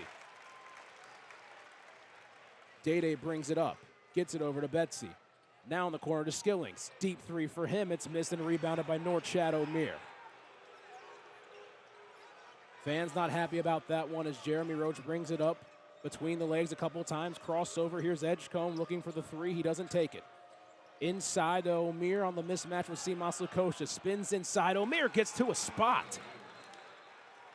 And Wes Miller's going to call a timeout. This game is collapsing even closer. Baylor down 5. Yeah, as the Bearcats match their total from Waco in the first matchup at 48, Baylor's coming alive. I mean, Baylor has had the answer to start off the second half. They got to continue that momentum going forward.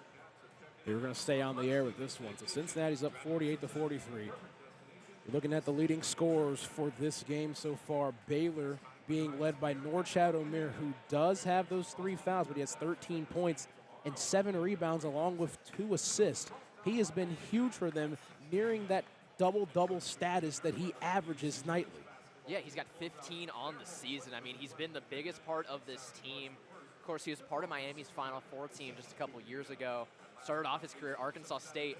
I claimed this stat in our pregame that I wanted to say is the first Nicaraguan to ever be on a Division I basketball scholarship. Wow. Truly impressive from him how historic of a career he's had. 13th player in NCAA history, 2,000 points and 1,500 rebounds. Historically strong player with some accolades to his name.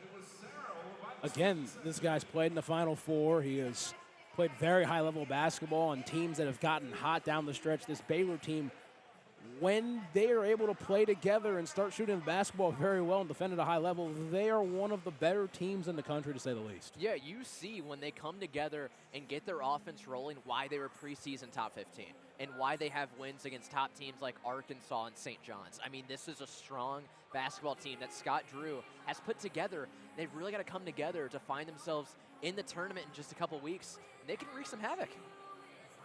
Again, this is a very pivotal game with, bubble aspirations and everything else, but you're also looking at seeding in the Big 12 tournament. Again, the top 8 teams get those buys. Obviously, the top 4 seeds get 2 buys, and then the top 8 seeds, they get that extra bye there for the next day. But, I mean, you're looking at, seeds 9 through 16 are playing the first day of the tournament. Yeah, Baylor especially is fighting for that first bye. They could easily sneak into the top 8. For the Bearcats, it's going to be very tough with the matchup they have coming this weekend that they would have to win to have any shot at that single bye. But Baylor, a loss here can determine whether or not when in the Big 12 tournament you're playing to play in the big dance. I mean, this is a huge game for them. Quad 1 opportunity on the road. For the Bearcats, it's a quad 1 opportunity at home, of which they only have 1 win so far. And the net rankings are so strange when you look at them. I saw a tweet about this earlier. At the moment, it would be a quad 1 win if the Bearcats pull this one off with where Baylor is. But Baylor's loss would then take them out of quad 1 contention. It would make it a quad 2 win. So the ranking system is very flawed in that way. But still, you got to figure out a way to get it done to add to your resume, and it could bump you up on to that possible bubble line. The bottom line for both of these teams that we're trying to get at, just win. Just win. Find a way to pull it out tonight and win your winnable games, and you can continue to play. 2 teams that have the same record overall coming into this one. Baylor played a ridiculously tough schedule, non-conference. Cincinnati, at the time, looked like it was a tough one, but obviously some things have fizzled out. But, I mean, you're looking at it. I mean, this is a huge game, to say the least. We've been hammering this thing home. This is the game that's going to determine where these 2 teams go the rest of the year. I mean, if the Bearcats can pull this one out, they continue to have a chance to dance. If Baylor can pull it out, then Baylor's going to find themselves sitting probably easily in the field. The Bearcats' two leading scorers tonight just re-entered the game, Jizzle James and Josh Reed, as Jizzle takes the ball up the court, guarded by Jeremy Roach. Dylan Mitchell on the right elbow, gets it off to Seamoss, off the curl. Seamoss, steep three, and it bounces off and tap in by Dylan Mitchell off the rebound. Dylan Mitchell's one of the most athletic players on the floor. He uses his speed to his advantage, sneaks around the defender, gets the putback. The Cats are up 7. 50-43, Cincinnati is up. Edgecombe has it at the top of the key, guarded by Josh Reed. High-low action. Norchad O'Meara puts it up and drops it in. The muscle from 15, he has 15 on the night. He's got 15 and 7. I mean, his size has really shown in the second half. He's got to continue to do that to keep Baylor in the game. Betsy, right wing, gets it to Mitchell, top of the key. Curl Seamoss, gets it over to Josh Reed. Swings it over to Seamoss. Now Jizzle James in the deep right corner. Guarded by Jeremy Roach. Between the legs, 6 seconds on the shot clock. James goes to work. Spin move, puts up the shot, and it bounces off. It'll be Cincinnati basketball with 3.5 to go on the shot clock.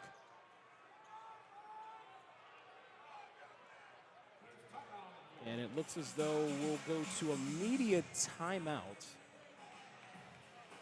And there's your media. Again, it's very strange to see.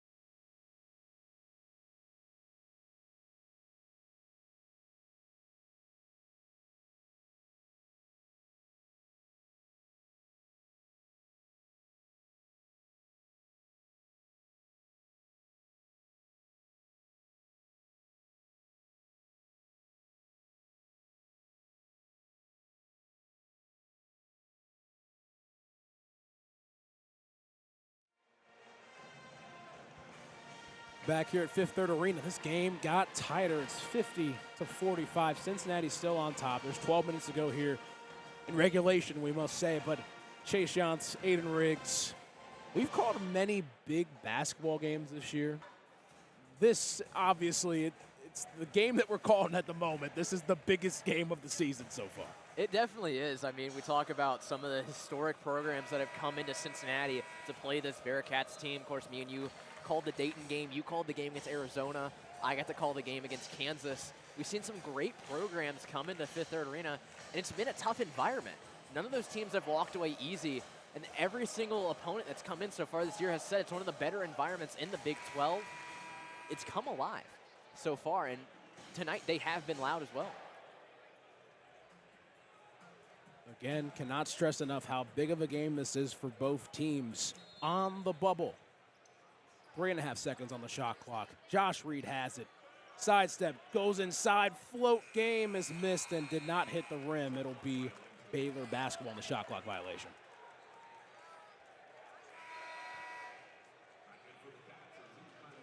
So Aziz Bandaogo will check in, as well as Day Thomas. So Seamoss and Tyler Betsley will check on out of the game.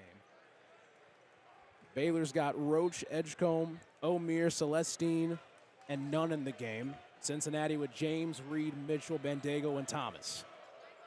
11:50 to go. Roach brings it up the court. Edgecombe has it right wing, pings it back over to Roach. Screen from O'Meara left side. Slides it on over to O'Meara. Hand off to Nunn. Kick out. Celestine. Corner three. Butter for him. It's a 2-point game. What a comeback from the Bears. They're 6 for their last 8, 3 for their last 3. I mean, they've come out of the gates hot in this second half. The Bearcats need to find an answer quick. 50-48, 11-17 to go here in this second half. Josh Reed off the curl, right wing. Looking for something, gets it over to Day Thomas, guarded by Celestine. Now switched off onto O'Meara. 9 seconds on the shot clock. Looking for something, trying to dance around. It's Jizzle, 5 seconds, top of the key. Goes inside, 15-footer, nylon for Jizzle. I mean, what a move from Jizzle James on that one. Able to create some space. That knockdown mid-range has been there for him and Day Thomas. What a way to make the basket with the shot clock going down. 52-48, less than 11 to go. Roach has it up top, pressured by James. Screen from O'Meara on the left. O'Meara takes the three, top of the key, and he missed all of that, but it's off of Dylan Mitchell. Dylan Mitchell caught that right as it was coming down, went right off his body. Would have been Bearcat basketball. Unlucky bounce for him. Mitchell could not catch the pop fly on that. Here Wright will have it baseline with 12 seconds on the shot clock. Gets it up top to O'Meara. Guarded by Bandaogo, hand off to Wright with the left hand, 7 seconds on the shot clock. Crossover dribble, tries to find a spot inside O'Meara, gets it, lays it off, and missed. Rebounded by Mitchell. Pushing up is James. Josh Reed, shot fake, goes inside. He stops on a dime. Jizzle from deep and misses it. Looked good from over here. Rebounded by Wright. Love inside, pushes 1-2, Edgecombe, right wing three. You bet.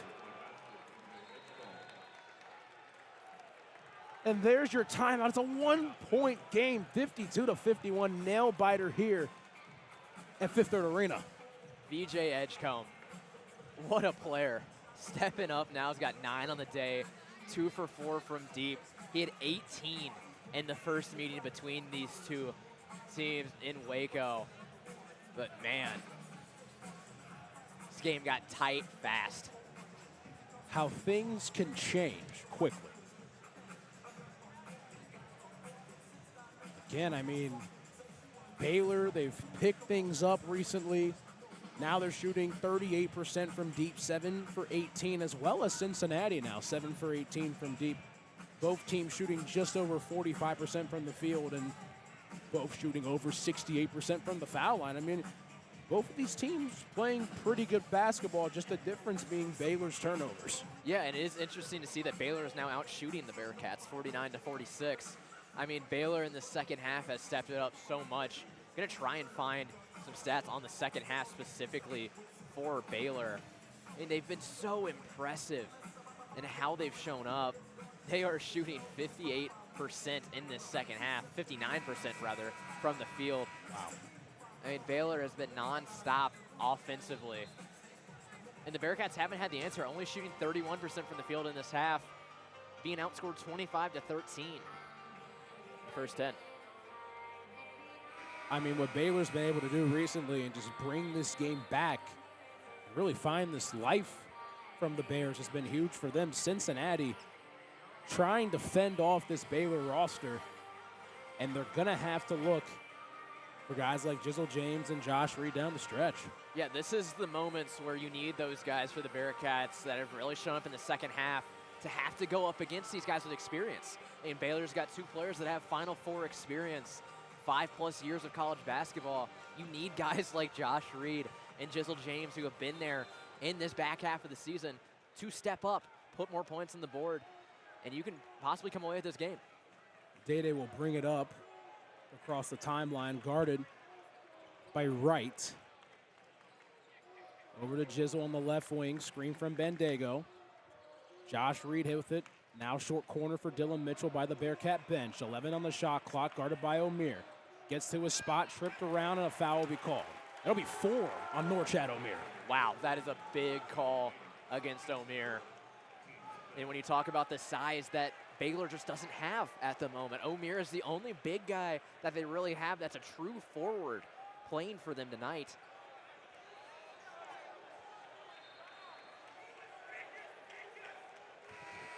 And now checking into the game is going to be Marino Dubrovic.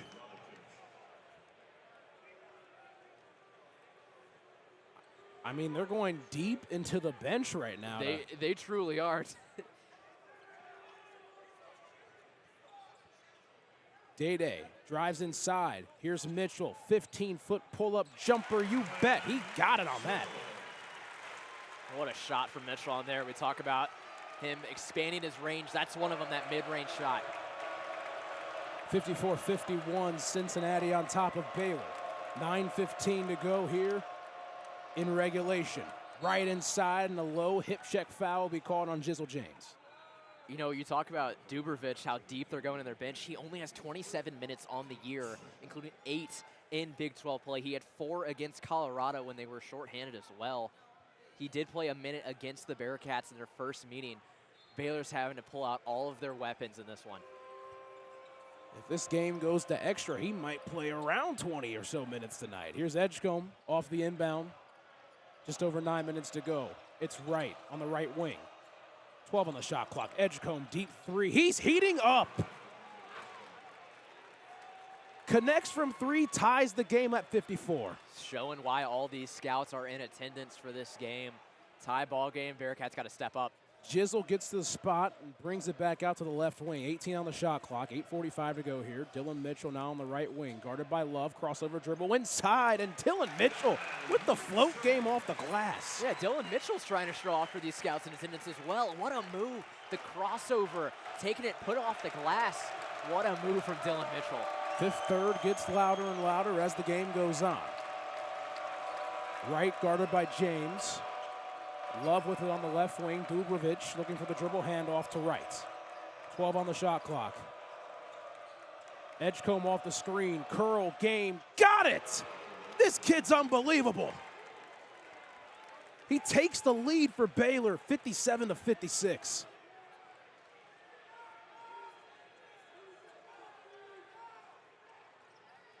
Mitchell, handoff to Reed, guarded by Edgecombe.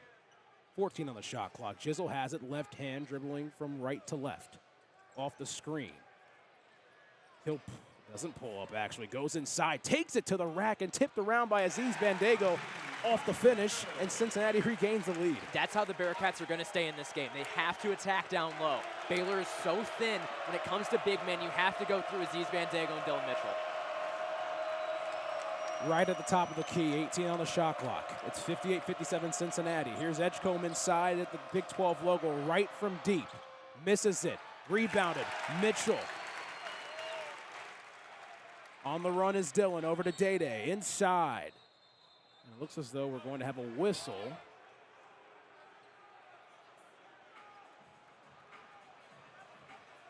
They're going to call a foul on Dubrovic. Again, the freshman from Split, Croatia, as we have now reached the under-8 media timeout. And the heat is rising here at fifth third. Someone's season could end tonight proverbially. We'll see how this thing plays out. We'll be back here on Bearcat Sports Radio.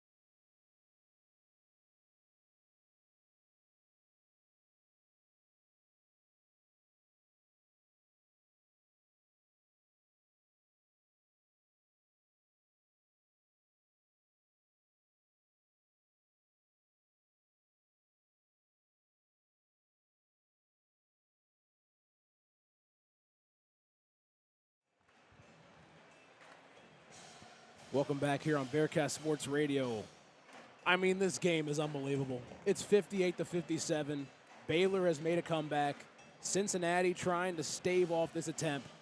I mean, VJ Edgecombe has come alive, but you're looking at the bigs for both teams. Norchad O'Meara, 4 fouls for Baylor. Yeah, this game is going to be through the bigs the rest of the game. Can the Bearcats attack these newer bigs that Baylor is putting in the game? And how does Baylor work their offense when they don't have it? Right now, they're doing an amazing job working through players like Edgecombe and Wright. Edgecombe has 11 points in this second half. O'Meara as well has 11 in the second half. I mean, it's been a two-man show to bring Baylor back into this ball game. Bearcats have to figure out something on offense, and I believe it's going to go through their big men of Bandego and Mitchell, and even some of your guards like Day Thomas, who we know loves to drive towards the basket and take it himself. Even we've seen Jizzle James do it a couple times. They've been effective. I think if the Bearcats can keep attacking the basket in that way, they're going to have a way to generate this offense they need. You mentioned Dylan Mitchell, 11 points, 7 rebounds, 5 for 8 from the field. We talked about how he's going to need to shoot more and try to get in that double-double game right there. I mean, he is very close, only 3 rebounds away with 7 minutes to go. Dan Skillings checks back into the game. He has the basketball at the top of the key, 22 on the shot clock. Very close pass. Mitchell, that's Jizzle James. Drives inside, puts it up. Oh, he wanted the lob and misses off of it. And then Dan Skillings misses the layup. And now Dylan Mitchell gets it. The ball hangs high, and Dylan Mitchell says, I'll take it. Absolute chaos around the rim. No one could make the basket. Wow. But, man, the Cats lead by 3. Nunn has it top of the key, gets over to Edgecombe, guarded by Skillings, left wing, 16 on the shot clock. Wright looking for a pass and gets it over to Love. Baseline drive for Love. 6 on the shot clock. Here's Wright, guarded by James. Baseline, wants to put something off, but a drag of the feet will call for a travel. I mean, those are the mistakes that the Bearcats are going to need to go in their favor. It's what Baylor did a lot in the first half that came back to bite them. We talked about the turnovers being a big differentiating mark in the stats. So far, Baylor's kind of limited them in the second half. Mitchell, 18 feet out, top of the key, gets it off to James. Jizzle, deep, you bet! Jizzle with the sizzle from deep. Extra drizzle on that one. He's got 18. Scott Drew's gonna call a timeout, and Fifth Third's alive again. That boy cold, ice in his veins. 6 minutes to go. It's still a 6-point game. But Cincinnati at the moment looking good. The energy's high here at Fifth Third Arena. How does Cincinnati try to hammer this thing home and get a big-time win? You got to keep the momentum up. That was exactly the 7-0 run they needed. They're 5 of their last 7. The tight defense has been a differentiating mark for the Bearcats the entire season. This is a team built on the defensive play, and so far you're keeping Baylor off the scoreboard for the past 2 minutes after they've been on fire this entire second half. Keep it tight on defense. Keep playing towards, we see O'Meara's coming back in the game. Keep playing it down low. Take those threes when you can get them. But you gotta stay hot here. You can't take your foot off the gas at all. Looking out on the court, Dylan Mitchell. Saw Dylan Mitchell talking to Seamoss, the coaches, holding up the number 4. Looking over at Norchad O'Meara, I would assume 4 fouls. Definitely something that Cincinnati wants to try to hammer home, get him out of the game, and try to attack even more. We saw it was an interesting lineup that Baylor had in there earlier. Baylor has 6 players on the floor as well. And they're getting it sorted out now. But they almost didn't have a forward on the floor. Yeah. Every single guy they had out there was listed as a guard. And the Bearcats were still able to break through and find a shot from deep. I'm not sure what the confusion here with O'Meara is coming into the game. Well, it looked like Wright was about to go on the court. That would have been 7 players on the court.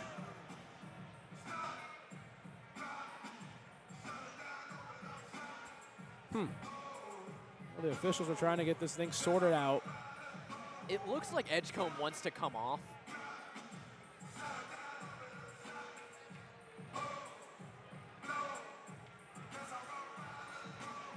This is very interesting. We're looking, it does look like Edgecombe, they're trying to sort some things out. Someone, It almost looks like they're denying O'Meara the chance to come into the game.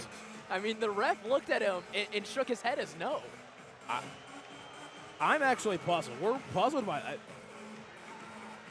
Huh. Trying to relay the most information that we can get you guys possible, but this is a. It looks as though they're going to have him sit at the scores table, and he's going to check in at the next dead ball. That's an interesting one. I don't know why he can't come into the game there. Well, play resumes. It's less than 6 minutes to go. Here's Roach with it, guarded by Jizzle. Screen from Celestine on the pop. Right wing over to Roach on the left. 9 on the shot clock, trying to drive inside. Spins around, 10-footer, he drills it. So 63-59, Cincinnati on top of Baylor. 5.5 to go. Jizzle at the top of the key, a screen from Seamas. Now Billings out for Seamas. Side step 3. Yes! Seamas Lukosius, the lethal Lithuanian, as you claim. What a shot from Seamas. The step back to create space. He's heating up, as it says on the scoreboard. 66-59 on Natty Jam Night. Cats on top of the Bears. Inside, kiss from love. Valentine's Day wasn't long ago. I mean, what an answer there from the Bears. I mean, they're staying hot 5 of their last 6, even with Seamas' big 3, not slowing up. Josh Reed on the right wing. Gets it to Mitchell at the top of the key. Curl from Seamas. Between the legs, now over to Skillings. Back to Seamas, even deeper 3 from the last time. Missing it, and Mitchell tried to bring the entire house down. Misses on the dunk attempt. Now it's Roach. Kick, 3, none. Oh, it's a 2-point game. Jaden Nunn, lethal from the corner. What a swing. What a turn of events on that one. The missed 3 and the missed putback. Baylor gets a quick bucket. Momentum shift is wild. As we approach 4 minutes to go, Cincinnati has a 2-point lead. Jizzle has the basketball. Crossover, 16 feet out, and it's in and out. Tipped around, rebounded Celestine. Gets it over to Edgecombe for the lead. It's long and rebounded by Josh Reed. Jizzle on the break. 3:45 to go here. Guarded intensely by Nunn. 2-on-2. The number, that is. 17 on the shot clock. Space from the Cats. A high screen for Dylan Mitchell. Jizzle on the left hand. Kick over to Seamas. Shot fake. Sidestep one more time and missing it. And it's rebounded by Edgecombe. Seamas is just throwing him up here. He's got to take a better shot on that one. He made the 1. He's forced up 2 in a row, though. The former Duke Blue Devil, Roach has it up top, and now he drives inside, and the foul will be called on Jizzle James. Jizzle wanted to plead his case, but we're going to go to a media timeout. 3:13 to go. North Shadow Mirror is going to check into the game when we get back here on Bearcat Sports Radio. Crunch time officially here at Fifth Third Arena. We'll be back here shortly.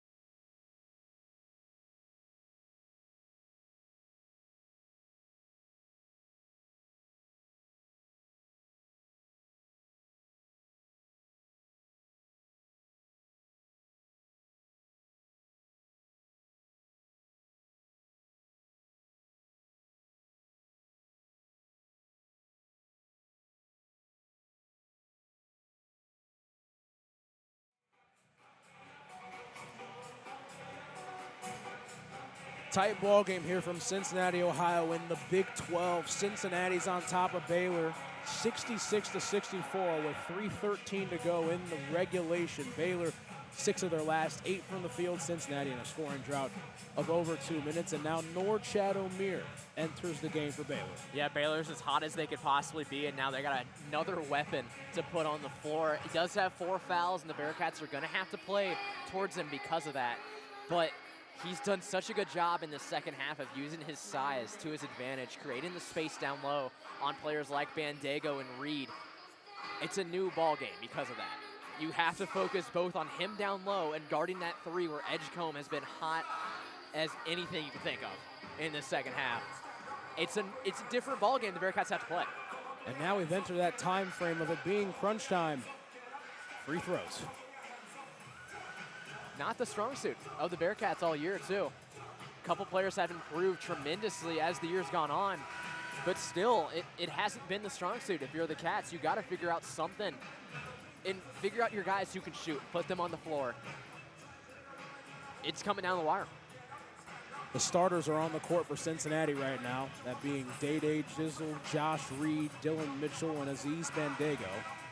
And on the court for Baylor, that would be the starters minus Robert Wright III. Got Roach, Edgecombe, Celestine, Omier, and Love.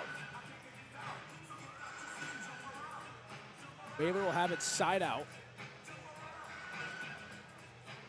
3:13 to go, 20 on the shot clock for them, with a chance to tie this game or take the lead.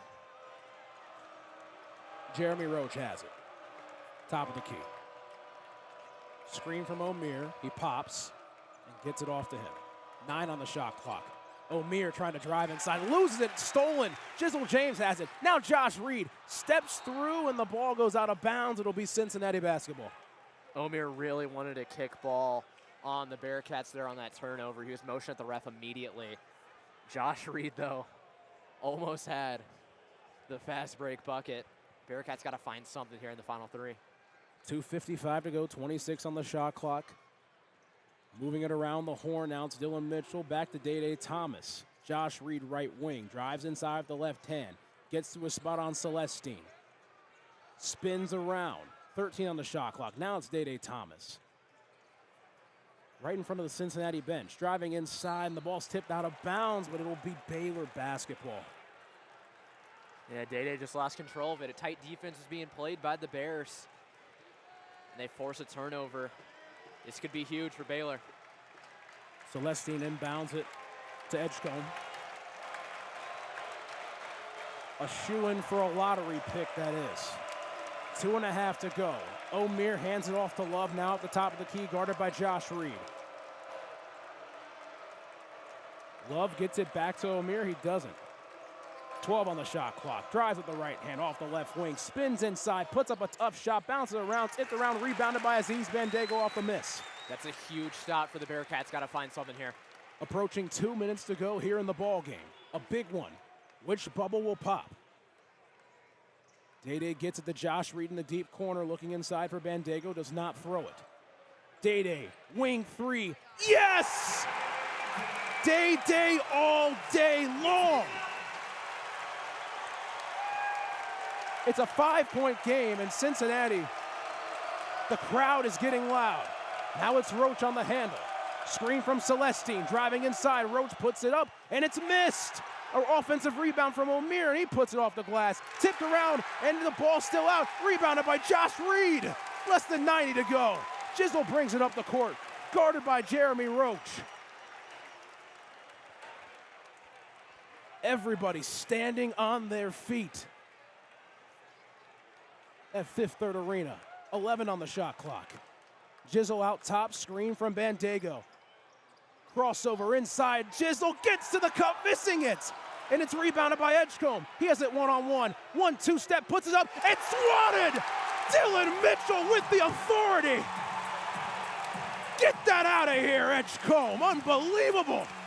Dylan Mitchell and Josh Reed move as one and go up to swat this ball away. Avoid the foul call. What a monstrous block from Dylan Mitchell. A block that could potentially save the season.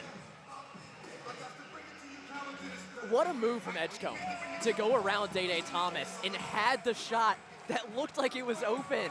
But Dylan Mitchell says not today and keeps the Cats ahead by 5. 2/10 under 60 seconds. It's 59.8 on the clock. And Cincinnati's up 69-64. Jeremy Roach will have it baseline. And Scott Drew's going to call a timeout. The Bearcat bench is fired up.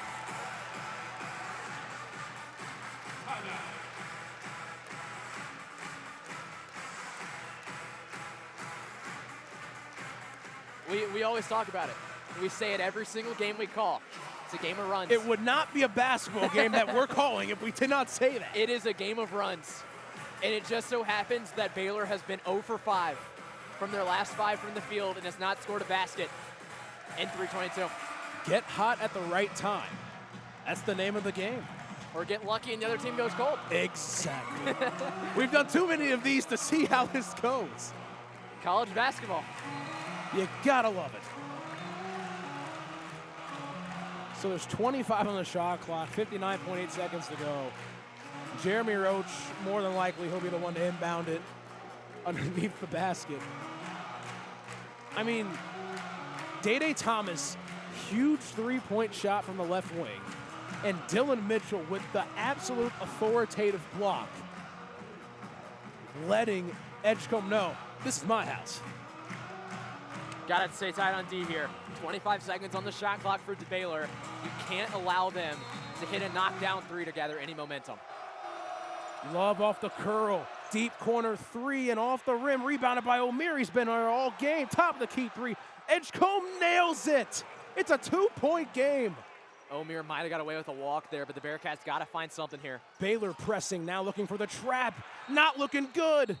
And a timeout call by Wes Miller. Just in the blink of an eye. And savings of time at 69-67.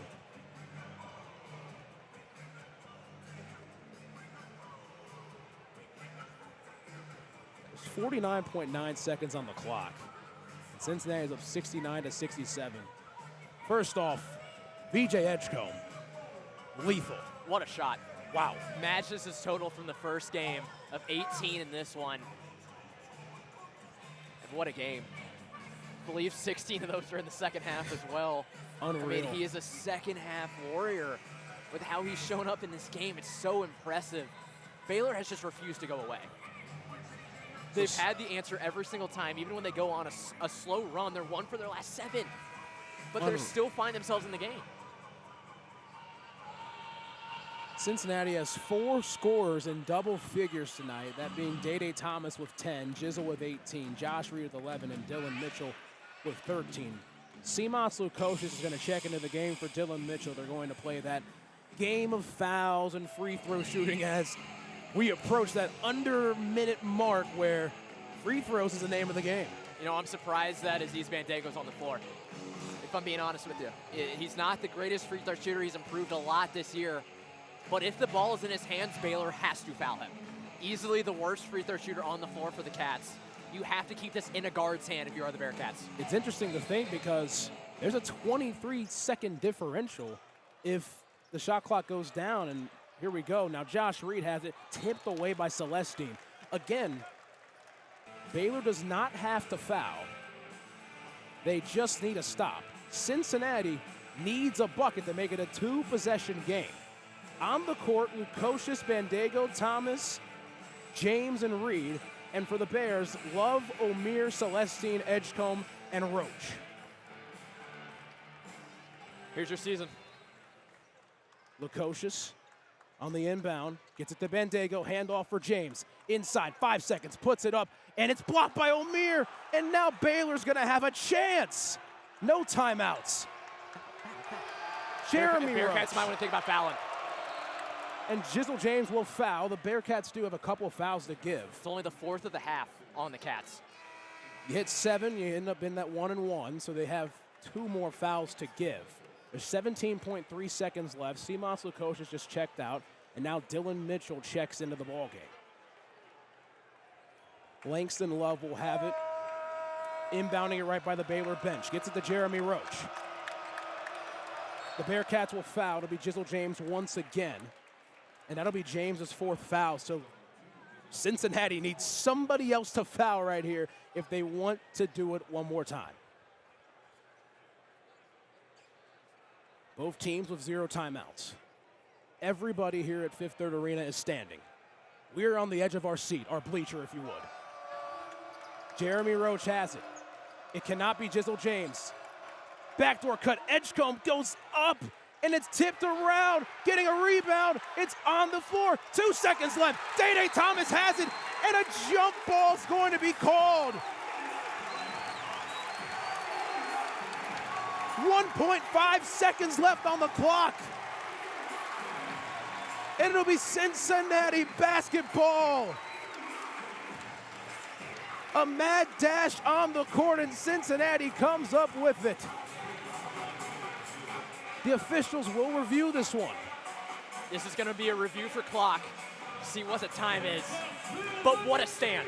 Unbelievable. By the Bearcats. The defense steps up. Edgecombe had a lane. Aziz Bandago fills it, goes straight up top, puts enough defense on that shot to not give him the easy basket. And defense on the board, beating O'Meara was Tay Thomas. The small guard decides to go up against the big man and makes the difference. 1.8 on the clock. Bearcats have to get the ball in, and they live another day. Seamas cannot run the baseline as he checks into the game, and Aziz Bandago comes out after the big-time defensive play from 55 and White. Seamas on the inbound. Gets it into Mitchell, and he's fouled with 1.2 seconds left. So now you send Dylan Mitchell to the foul line, and he's shooting 43%. Keep in mind, both teams have 0 timeouts. This is a 1-and-1 foul shot. Aziz is going to check into the game. It looks like for Seamas Lukosius.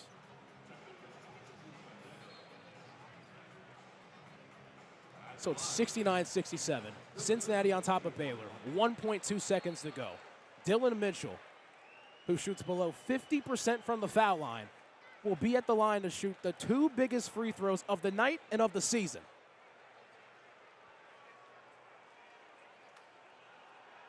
Mitchell gets the ball. 1 dribble for him. He shoots it, and he misses it. Tipped around, and Cincinnati's gonna win it! Bandago with the big-time play on the offensive glass. And the Bearcats live to fight another day. What a play from Aziz Bandago. Goes right over top of North Chad O'Meara to knock it back into the backcourt and run the clock out. Aziz Bandago saves the Bearcats. Aziz Bandago's greatest 5 seconds of his basketball career happened in the biggest game of the Bearcats season. Cincinnati wins it 69-67 on Natty Jam Night, and the Bearcats advance to 17-11 on the season, 7-10 in Big 12 play. Baylor falling to 16-12 and 8-9 in the Big 12 Conference. Going to be a lot of talk the rest of this week about where this Bearcats team is in terms of the bubble. A lot of people said with a win, they might have played themselves right on that last 4-in line. A big-time matchup on the road at Houston coming up on Saturday. Wes Miller is 0-8 in his career against the Houston Cougars. If the Bearcats can pull away with a miracle, they might find themselves dancing. That game will be found on linear television, CBS. With that being said, we'll sign off here on Bearcat Sports Radio. That's Aiden Riggs. I'm Chase Yount.